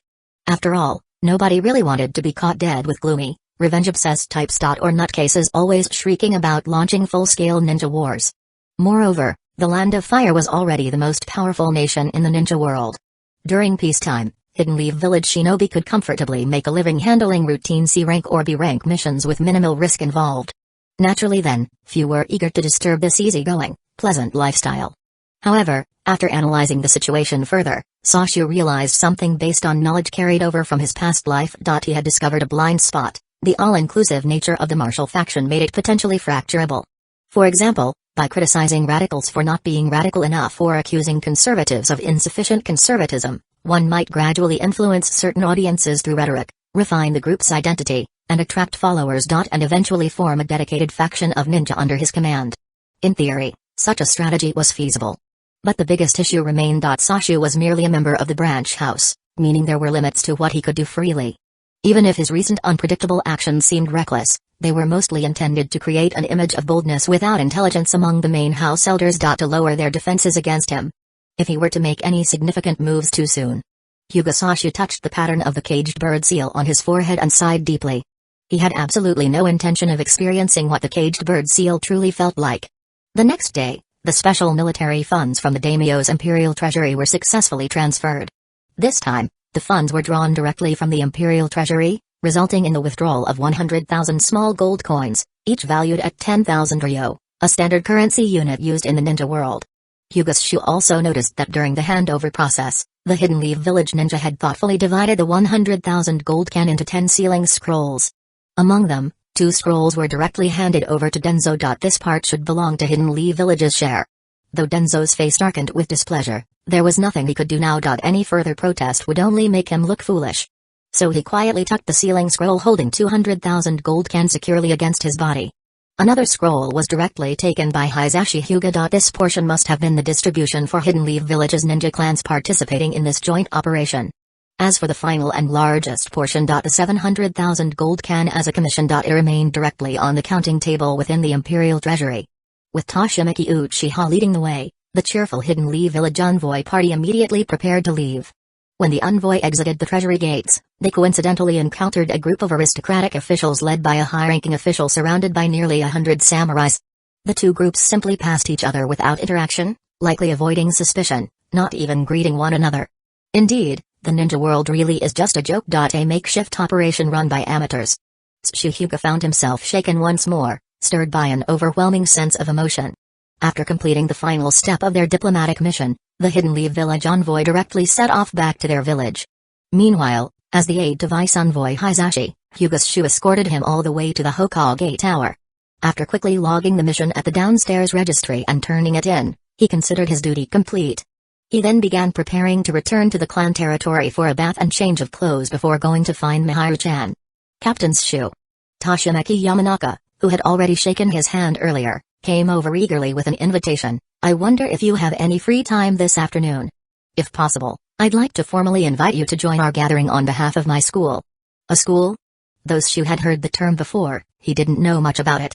I serve as the external liaison officer for the Roiha, Expel Foreigners faction, of Hidden Leaf Village. Please rest assured, our organization has been officially registered and approved by the Hokage Tower. Our purpose is merely mutual assistance and supporting each other through difficulties. Standing right in front of the Anbu guard stationed outside the Hokage Tower, Toshimiki lied smoothly without batting an eyelash. The Anbu ninja who had just completed the mission registration for Hyuga Shu simply acted as though he had heard nothing, completely ignoring Toshimiki's words. Of course, even someone as naive as Shu wouldn't buy such transparent lies. Let alone the fact that they proudly called themselves the Roiha. What kind of mutual aid could there possibly be? Yet it did reflect another reality. That the infinitely splittable martial faction actually operated openly within Hidden Leaf Village. However, the very existence of these so-called registered schools already appeared quite suspicious.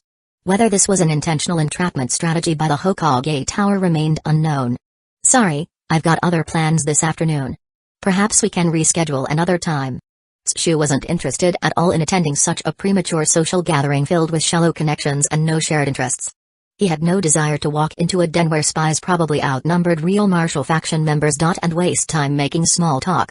Besides, after the commotion at the daimyo's court, all he needed to do was quickly return to his inconspicuous state and secretly figure out a so-called composition of the martial faction ninjas before seizing the right opportunity. That's truly a pity, Toshimeki Yamanaka said with a regretful tone. Our Roiha ninjas have already heard about your deeds and really hope to make your acquaintance. Next time, definitely. But Hyuga Shu brushed it aside with his usual indifference.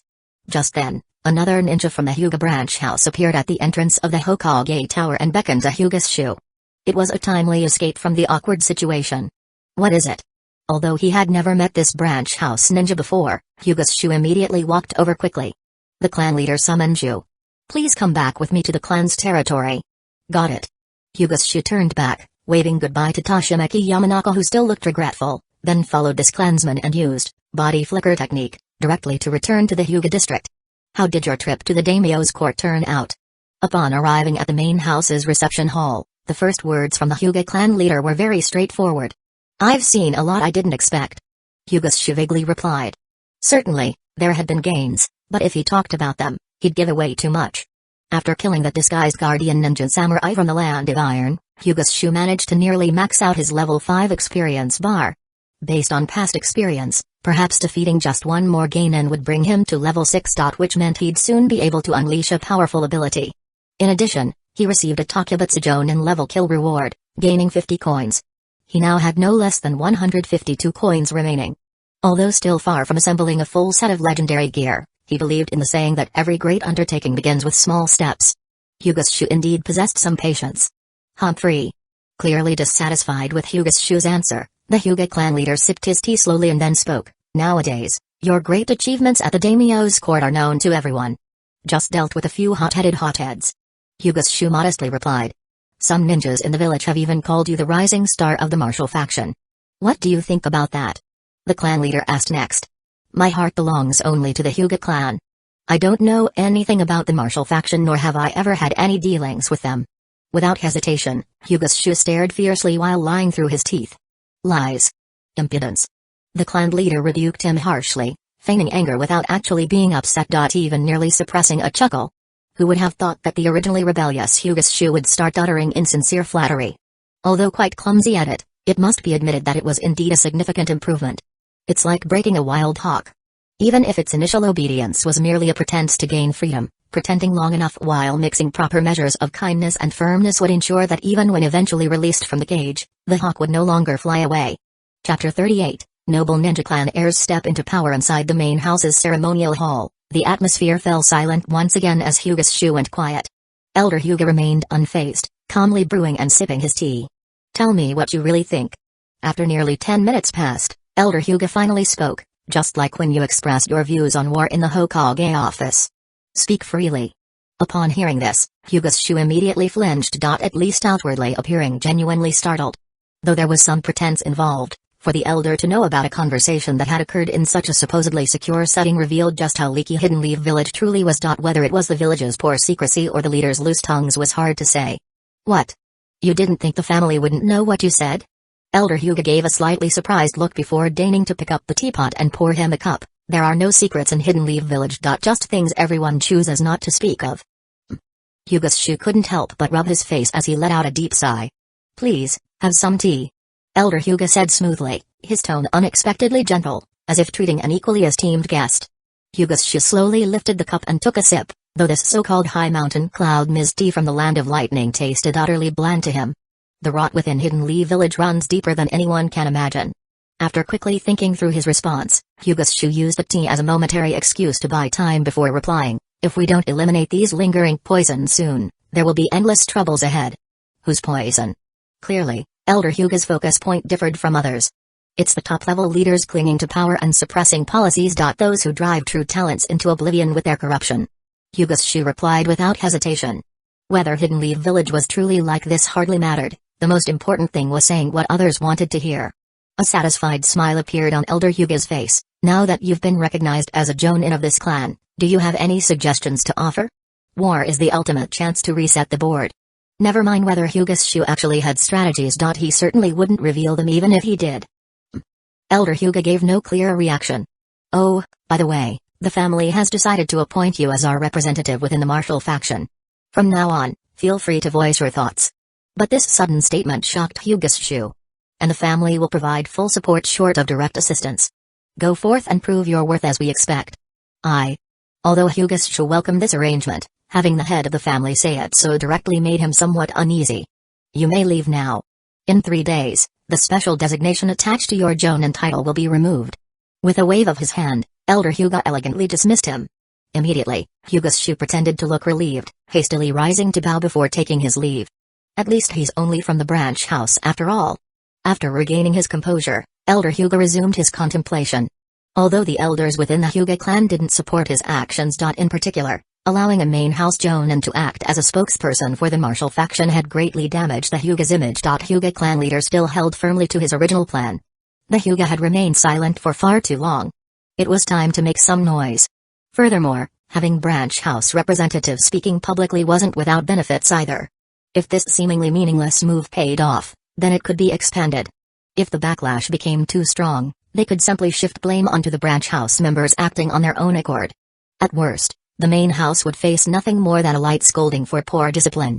Even better. If necessary, they could activate the caged bird seal to eliminate any potential threats completely, silencing the clan's stubborn elders and sending a clear warning to any rebellious branch house members. Therefore, no matter how far this seemingly minor move went, the Hyuga were guaranteed either a modest gain. Or a massive windfall. Either way, there was no chance of losing.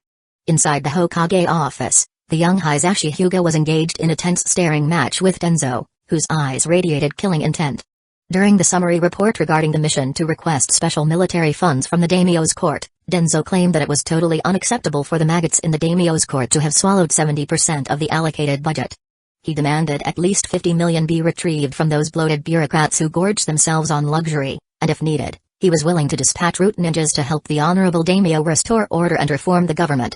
Hisashi, however, insisted that thanks to the efforts of the Hyuga clan and the Hidden Leaf Village Ninja Clan's alliance, the village had successfully obtained the requested military funds and shouldn't stir up more trouble. Following his father's direct instructions word for word, he lavishly praised Hyuga's Shu's quick thinking and recommended promoting him immediately to Jonin. Such a demand predictably poured oil on the fire, especially praising Shu's achievements, which triggered painful memories buried deep inside Denzo. As expected, both sides ended up shouting fiercely at each other. Meanwhile, the third Hokage Hiruzen Sarutobi, who acted as the mediator, sat comfortably puffing smoke rings, clearly enjoying the feeling of holding all power in his hands. His two advisors sat silently beside him, maintaining the composure of statues unaffected by worldly affairs. Unsurprisingly, the entire mission to the daimyo's court had been successful, effective, and met its preset objectives. Overall, the Hokage was quite satisfied. Of course, in a large collective like Hidden Leaf Village, having certain dissenters was perfectly normal. Moreover, expressing reasonable concerns through legal means was completely acceptable. But merely listening to opinions wasn't enough. One had to take action too. Though Denzo had his own ideas, ultimately he was nothing more than a universally despised scapegoat. As long as he remained within the rules, he would never pose any real threat. Finished? After leisurely finishing his pipe, the third finally spoke up. Since there's nothing more to say, I'll now make the final decision. Both Denzo and Hisashi bowed respectfully, indicating their willingness to accept. Considering their many years of friendship, Denzo believed he wouldn't lose. Hisashi Hyuga, however, remained indifferent. No matter what decision the Hokage made, the outcome would remain unchanged. And must not change. Otherwise it would certainly trigger severe consequences capable of shaking the foundations of Hidden Leaf Village's rule. The village plans to assemble 2,000 ninja for formal reorganization and joint training in preparation for future battles. The third Hokage, Hiruzen Sarutobi, said calmly, this mobilization requires at least the rank of Chunin. Each ninja clan must contribute at least 1,000 personnel. Denzo was greatly shocked. He knew the result of the previous meeting with the clans. There was no way the old monkey could have quickly reached consensus with those insatiable clan leaders during these few days of diplomacy. So the only possibility was that Hiruzen Sarutobi, as Hokage, had compromised. Additionally, Takebutsu Jonin Hyuga's Shu from the envoy will be officially promoted to Jonin. Special members of the envoy such as Toshimeki Yamanaka and Minato Takahiro will all be promoted to Takebutsu Jonin and join the newly formed ninja force for training. As expected, the third skipped right over Denzo's suggested punishment, directly proceeding to reward the members of the diplomatic team. Oh, and Hisashi Jonin, you've worked hard too. Go home and rest well. Hiruzen Sarutobi spoke after hearing this. Thank you for the Hokage's concern, Hiruzen. I'll take my leave now. Satisfied, Hisashi Hyuga elegantly performed a bow before rising and departing. After Hisashi left, the third Hokage, Hiruzen Sarutobi, continued, by the way, Hamura, please help draft specific categories for the 20 billion military budget expenditure plan. Hiruzen. This time, Denzo could no longer contain himself. He angrily shouted, are you just going to let the village rot away piece by piece like this? Can you face Obi-Rama-sensei? Have you forgotten what we once stood for? Instead of being shamed by those words, Sarutobi just looked confused. Aren't things always like this? Hamura Mikado carefully interjected. If it really doesn't work out, maybe we can discuss it with the Inoshikacho Alliance and give the Shimura clan some funding too? Denzo, have you forgotten that the Senju clan is gone now? Without compromise, can the village still defeat the current enemy in war? Koharu Utain added more pressure. Denzo couldn't speak. Hidden Leaf Village had changed a lot under Hiru's and Sarutobi's rule. Or maybe it hadn't changed at all. Chapter 39, A Branch Genius Descends Among the Lower Ranks. The October of Hidden Leaf Village year 38 passed without a ripple. The reprimand Hyuga had anticipated from the Hokage Tower never arrived. Instead, on the first day of November, he received a freshly issued commission letter. You are hereby promoted from Takebutsu Jonin to Jonin and officially enrolled into the Jonin unit. Accompanying this promotion was another document. A conscription notice. Based on current wartime conditions within Hidden Leaf Village and the broader ninja world, we formally summon Jonin-level Hyuga to join the newly organized ninja force. You must report to the designated assembly point by November 15th, in the 38th year of Hidden Leaf Village. Although the summons employed slightly vague and diplomatic language like based on and formally summon, the message it conveyed was perfectly clear. There would be absolutely no refusal permitted. Still, being promoted to Jonin came with certain privileges, such as the right to form one's own personal combat squad. After obtaining Mahiru-chan's consent, Shu listed her as his direct subordinate. In effect, they would both end their rest period early and await Hidden Leaf Village's next operational assignment together. In addition, Hyuga had 2 more direct subordinate positions to fill. However, since he didn't have many acquaintances in the village and also wished to avoid involving any branch house members from the Hyuga clan in his private team, he followed the suggestion of the Jonin unit and selected candidates from among the available ninjas currently residing in Hidden Leaf Village. Can you believe it? Over 8,000 ninja in the village are actually ready to sign up. Inside the Jonin unit office, Shu flipped through the list of conscriptable ninja names while chatting with the incoming Jonin unit leader, Sakamo Hatake. He was referred to as incoming because after the political turmoil at the previous Jonin unit meeting, the former Jonin unit leader from the Nara clan had been impeached by an overwhelming vote of the unit's Jonin members. The day after Shu left with the envoy for the Fire Daimyo's court, the Hokage summoned Sakamo Hatake back to the village. He had been guarding the western border of the Land of Fire, where even Sen Ninja feared to tread. Though not yet officially named Jonin unit leader, Sakamo already performed all the duties of the position. Indeed, all the other Jonin unit members had already accepted him unreservedly as the uncontested highest authority within the Jonin unit. Technically speaking, every ninja who recently completed missions through the mission center falls under the scope of conscription. This is simply village policy. Sakamo explained. Hidden Leaf Village shinobi being able to take high-profit missions through the mission center is an invisible privilege granted by Hidden Leaf Village's top status among hidden villages. A benefit others can't match. If not for Hidden Leaf Village's aggressive suppression of rival villages' operations within the Land of Fire and its various vassal states, Hidden Leaf Village ninja wouldn't enjoy such favorable working conditions, lighter workloads and significantly higher pay compared to other hidden villages. Just look at Hidden Sand Village in the Land of Wind. It has already fallen into such poverty that they've had to cut ranks and adopt a leaner, more elite soldier policy. However, those clan ninjas were exceptions. Hidden Leaf Village had no way of knowing exactly how many hidden forces the ninja clans possessed or how strong they truly were. That's why they always had to negotiate carefully with the clan leaders and make all sorts of compromises just to finally bring out those well-guarded secret ninjas and throw them onto the battlefield as cannon fodder. Allowing Hyuga to directly browse through the ninja registry was also based on Sakamo Hatake's trust. Not necessarily because Sakamo Hatake knew much about Shu personally, but more due to his branch house status.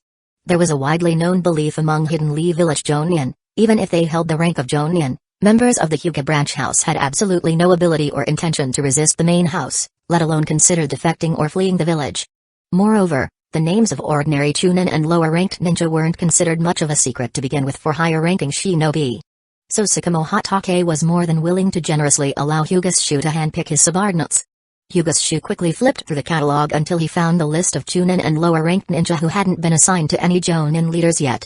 He scanned it quickly and soon spotted the name he was looking for. Count him in. He pointed at one entry in the registry. My squad could use an experienced subordinate. Huh? Upon seeing the name, Sakamo Hatake immediately felt somewhat surprised. Do you actually know Senior Kasuke already, Hyuga-san? Not at all, Hyuga naturally shook his head. But anyone who can survive this long as a ninja must possess some unique abilities. You've got a point there. Sakamo Hatake didn't intend to question further, yet added, still, Although Kozuki Marubushi is just a rookie-level ninja, he's rather special. I'll need to ask for his opinion first. He didn't go into detail about Kozuki's ties with the second and the third, simply using the term special as a vague explanation, subtly trying to test whether this newly promoted jonin had done his homework. No problem. Hyuga readily agreed. Seeing this, Tsukumo Hatake said nothing further and silently approved Hyuga's request. Then Hyuga flipped forward a few pages and found another name, him too. Might Dewey. Tsukumo Hatake raised his eyebrow, clearly more astonished now.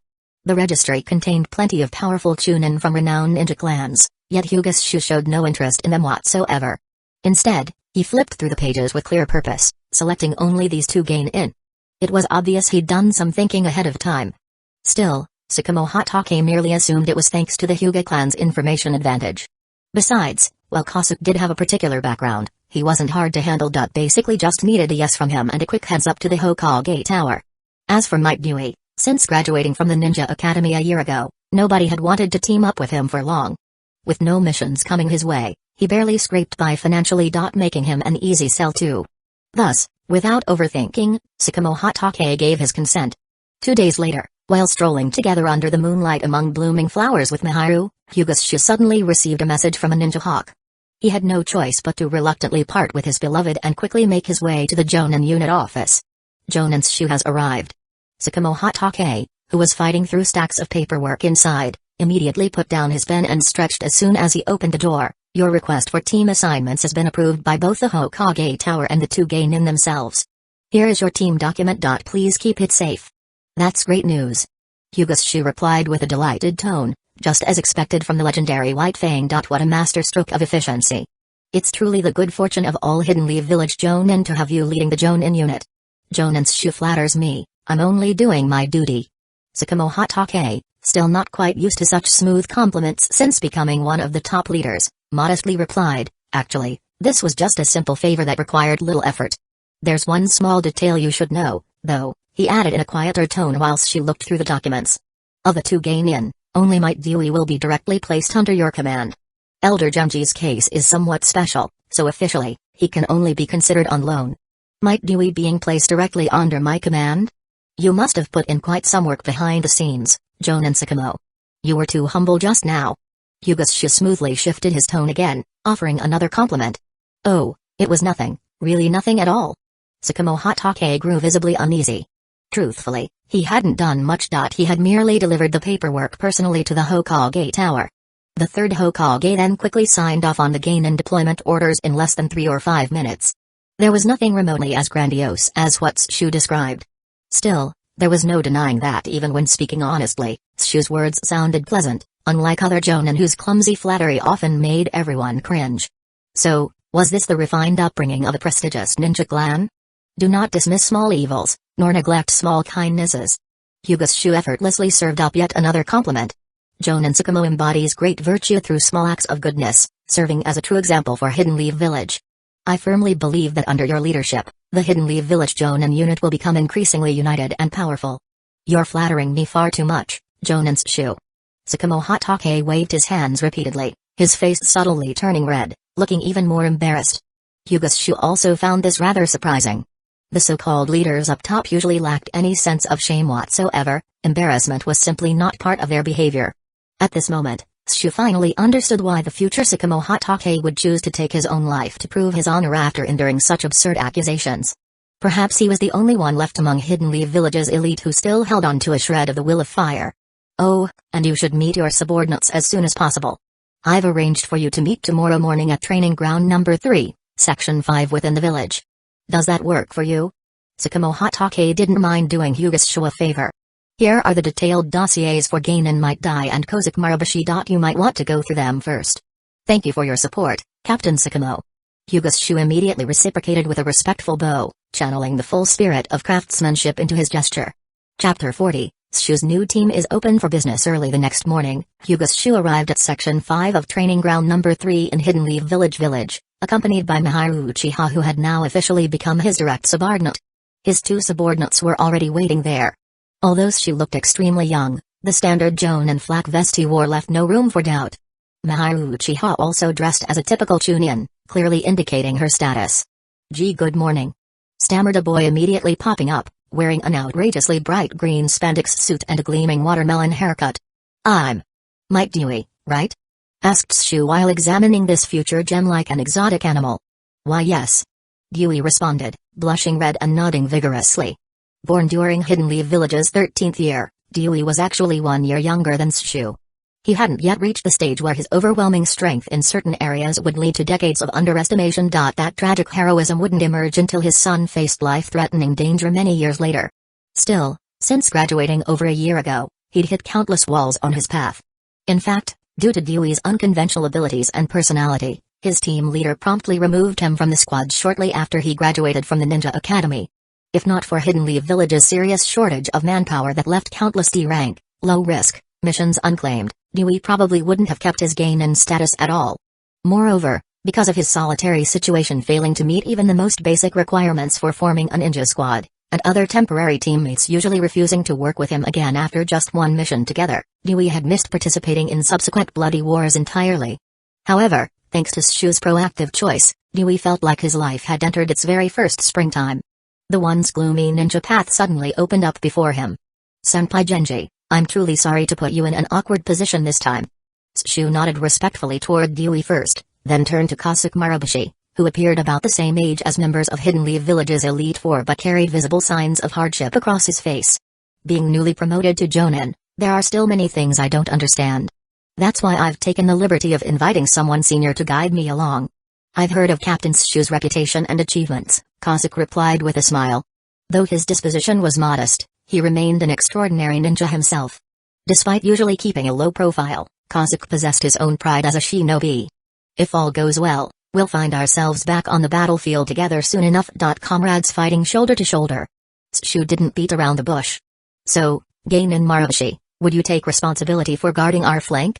Without question, Shu planned to serve as the cutting edge of their tactical formation in any upcoming battles, believing that personal execution of finishing blows represented the fastest route to gaining experience and coin rewards. This realization became the key reason driving him to abandon his old strategy of dodging responsibility and slacking off. Moreover, during his time serving as a leader in Hidden Leaf Village, Hyuga Shu had not enjoyed the tranquility he had hoped for. Instead, he felt like a fence-sitter caught in one vortex after another, pulled helplessly in different directions. This sense of powerlessness was something he could no longer endure. "I will give my all before my life comes to an end," Kasuke Marabushi pledged without hesitation. It was only natural. As long as Shu didn't go looking for trouble or throw his life away recklessly, Kasuke would stand by his side and fight together with him throughout his tenure. And it wasn't just about orders or hierarchy. Actually, even if he refused, none of the 4 people at the Hokage Tower would have any objection toward him. Yet when issuing this transfer order, the 3rd Hokage Hiruzen Sarutobe had personally approached him secretly and persuaded him to accept this mission. He also specifically asked him to watch over Shu, a young jonin who had recently risen to prominence among Hidden Leaf Village's martial ninja. "We cannot allow this young man to stray onto the wrong path, so I must ask for your support." Those were the exact words spoken by the 3rd Hokage to persuade him, and since Kasuke already planned to participate in the next stage of the Ninja World War, he naturally agreed enthusiastically. "Very well then. Looking forward to the moment we achieve glory and return victorious." Hyuga Shu nodded in satisfaction, then turned his gaze toward Mike Dewey, who had been ignored for a while and now looked somewhat nervous. "Dewey, lower-ranked ninja," Shu carefully chose his words, "you and Senior Kasuke are both handpicked by me from the roster of Hidden Leaf Village Ninja." This was certainly true. After all, someone like Shu, a reincarnated soul, naturally had some advantage with foreknowledge. However, where Shu miscalculated was failing to anticipate how young Mike Dewey actually was. Influenced by past life memories, Shu subconsciously believed that Mike Dewey should, at the very least, be an adult hardened through years of trials and setbacks, if not middle-aged already. It wasn't until last night, while reviewing the detailed files, that he realized Mike Dewey was actually younger than himself. Although this Dewey clearly lacked the explosive vigor he'd imagined him having in his prime, there was nothing he could do now. The deal was done, and there was no turning back, especially since Mike Dewey had already been tossed over like a burden to become part of his direct subordinate unit by the Hokage Tower. "My dear Sensei Shu, I swear I won't disappoint your trust in me." Mike Dewey immediately burst out tearfully, passionately shouting, "Passion burns the brightest flame of youth, and sweat paints the purest mark of a man. Just say the word, and I shall be." "Hold on." Shu promptly cut off Dewey's fiery declaration. He was starting to feel embarrassed already. I need a more intuitive way to assess your abilities. To avoid causing unnecessary emotional harm to this passionate young man, Shu carefully chose his words before continuing slowly. Therefore, I'm planning to conduct a trial together with both of you. What kind of trial? Immediately drying his tears, Dewey shouted energetically, Sensei Shu. I will definitely. Pause. Groaning inwardly again, Hyuga's Shu cut off Mike Dewey's grand speech about youth. First of all, you should call me team leader. Okay then, old team leader Shu. Mike Dewey didn't get hung up on formalities and agreed right away. The method of assessment is very simple, survive for 5 minutes under my attack. Hyuga Shu said while taking out a sealing scroll from his robe and summoning the torch pole, the weapon that made him famous, but I will attack you with full strength, taking up a combat stance. Jonin Shu, this could be dangerous. Kazuk tried to protest but trailed off mid-sentence. He noticed that Hyuga Shu had addressed them in the plural form. So, Senior Kazuk, do you have the confidence to protect Gainin Yui? Hyuga Shu slowly said. Chapter 41, The Young Disregard the Ninja Way. Kazuk Marabushi held a fairly confident view of his own abilities. In fact, even among Hidden Lee Village's renowned Jonin, few were stronger than him. After all, how many Jonin could claim to have been personally trained in ninjutsu by the second and third Hokages? Therefore, when faced with a trial request from the official squad leader, Hyuga Shu, Kazuk didn't hesitate in the slightest before accepting. As a senior comrade, he felt it was time to pass down some hard-won wisdom to the next generation. His right hand slowly drew the long sword strapped to his back, while his left hand gently pushed Mike Dewey behind him. But unlike expected, Mike Dewey didn't retreat. He stood firm in place. Senior Kazuk, Mike Dewey declared firmly, I believe in my youth and passion. Because their time together had been short, Dewey didn't yet fully understand Kazuk's strength. However, from Shu's tone earlier, he could sense this old man wasn't ordinary. He might be one of those legendary cloaked masters described in ninja tales. He also sensed the quiet care behind Kazuk's movements. Yet regardless, Dewey had finally gotten a chance to join an official Jonin combat team. He wanted to prove himself before the squad leader, to show his passion and courage. And earn the right to officially call him sensei. Mahiru Uchiha gave a soft chuckle, then flipped herself to the edge of the training field to observe. She had no interest in playing along with any trial game involving her beloved. Well then. Kazuk gave a slightly surprised glance at this teammate whose combat capability was nearly zero beyond his boundless enthusiasm, but said nothing more. Ada. Just as Kazuk began gathering chakra, Mike Dewey suddenly let out a loud cry from behind him, then sprang forward toward Hyuga Shu like a charging bull. That kid. Startled, Kazuk hadn't even finished preparing completely yet.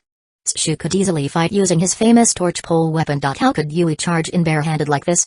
Whirlwind kick. Leaping into the air, Mike Dewey spun midair like a whirlwind, his right leg slashing downward like a battle axe aimed straight at Shu's head. Hidden Leaf Village Nagar Willow style, with no other choice, Kazuk charged forward despite not being fully ready and unleashed his blade technique, channeling chakra into the sword strike. A burst of sword beams. Swift as willow leaves in the wind. Shot out and encircled Hyuga Shu in an instant. At the same time, the Ganjutsu effect tied the opponent's limbs in place. Crack.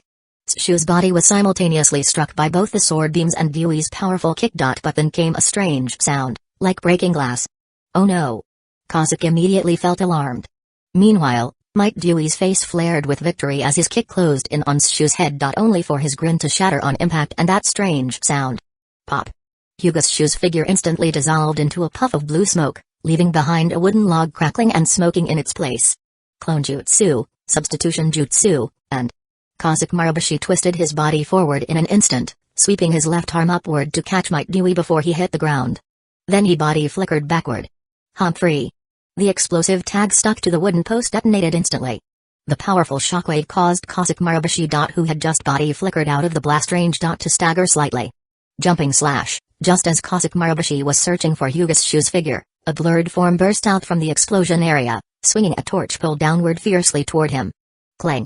With no time to spare and still carrying Mike Dewey, Kazuk Marabushi raised his sword to block the strike. Just as I thought.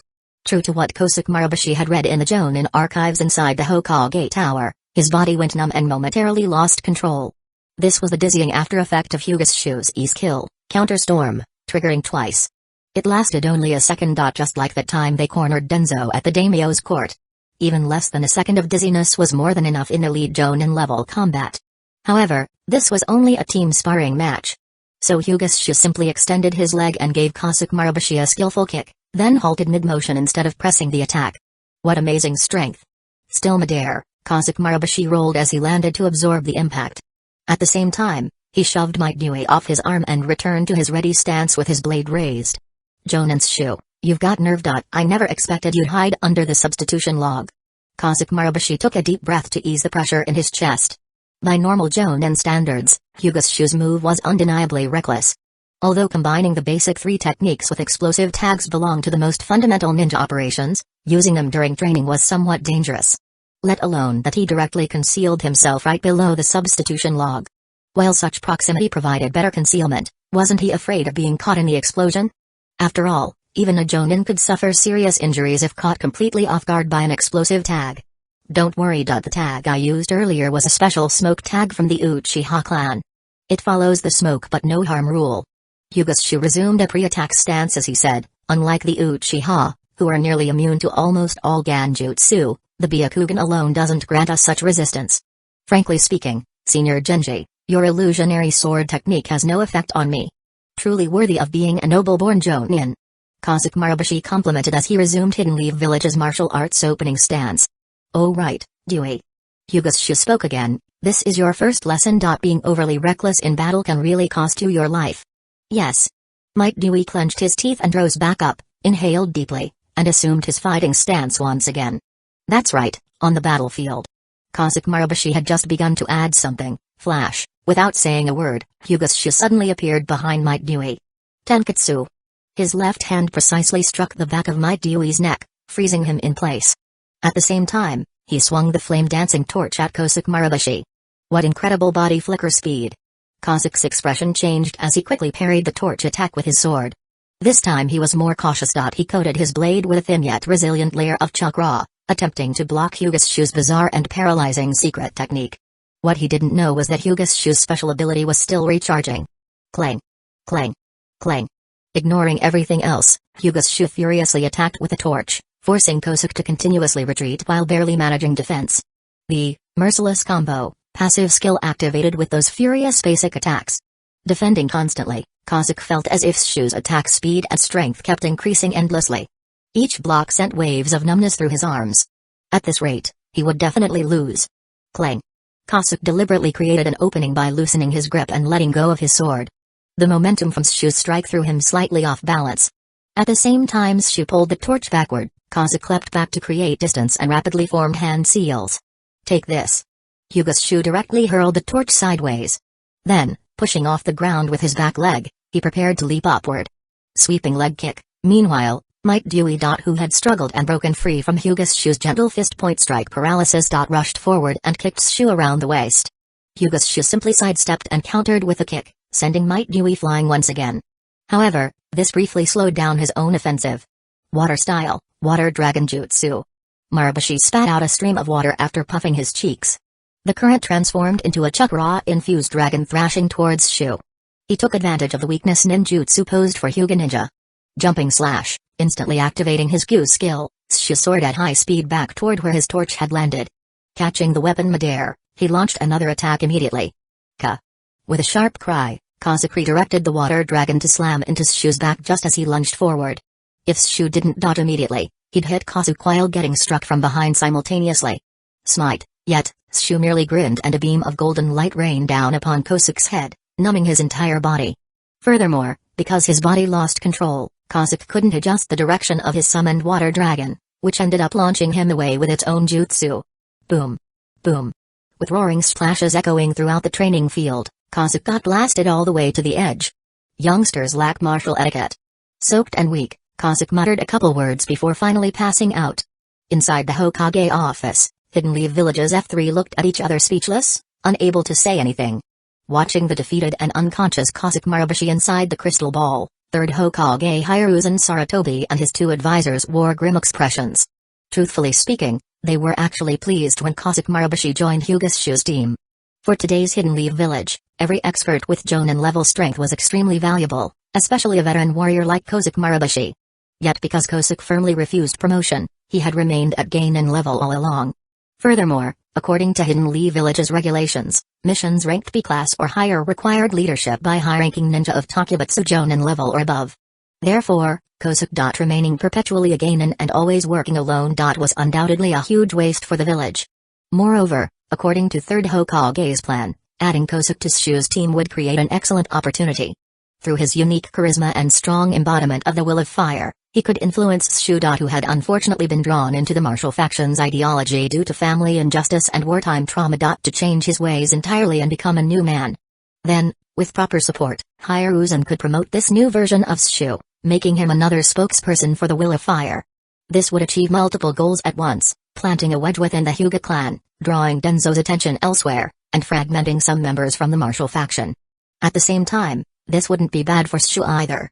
With increasing reputation and the Hokage's support behind him, even the Hyuga main house wouldn't dare go against public opinion to harm the respected branch house Jonin with notable battle achievements. But now, he knocked out his own subordinate. Hamura Mikado said, his lips twisting in discomfort. That water dragon's barrage slamming directly into Kosuke during his technique must have hurt like hell. He's still too young, Koharu shook her head. Should we just recall Kosuke? No need for us to get involved. Let's see what Kosuke wants to do first. Hiruzen offered his evaluation. Actually, perhaps after years of only doing low-rank missions, Kosuke has indeed become somewhat lax. Yes, he was careless not to dodge. Hamura nodded in agreement.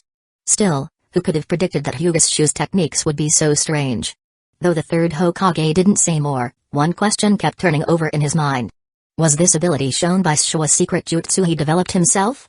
If so, it only proved he possessed exceptional talent, certainly worth preserving inside the Scroll of Seals.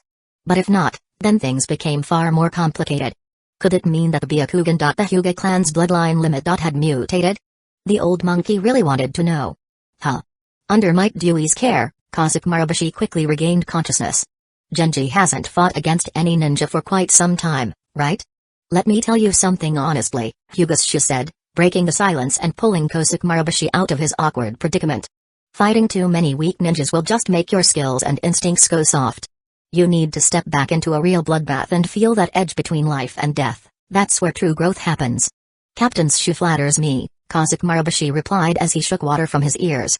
I still have the courage to admit when my abilities come up short. He's just a junior who abandoned the ninja way and resorted to trickery and ambushes. Hyuga Shu smiled then. By addressing him as captain, Kosuke had effectively signaled his willingness to follow Hyuga Shu's battle commands. At least for the duration of their time together in a squad. Shu gave a slight nod, stood up, and helped Kosuke to his feet before turning to Might Dewey, whose expression looked somewhat uneasy. You did pretty well too. Really? Might Dewey's eyes lit up instantly. Before the hot-blooded kid could get all teary-eyed, Hyuga Shu quickly added, but you'll have to keep your head cool on the field. Otherwise, you won't last 3 days out there. You got it, Captain. Might Dewey immediately straightened his posture and shouted with all his might,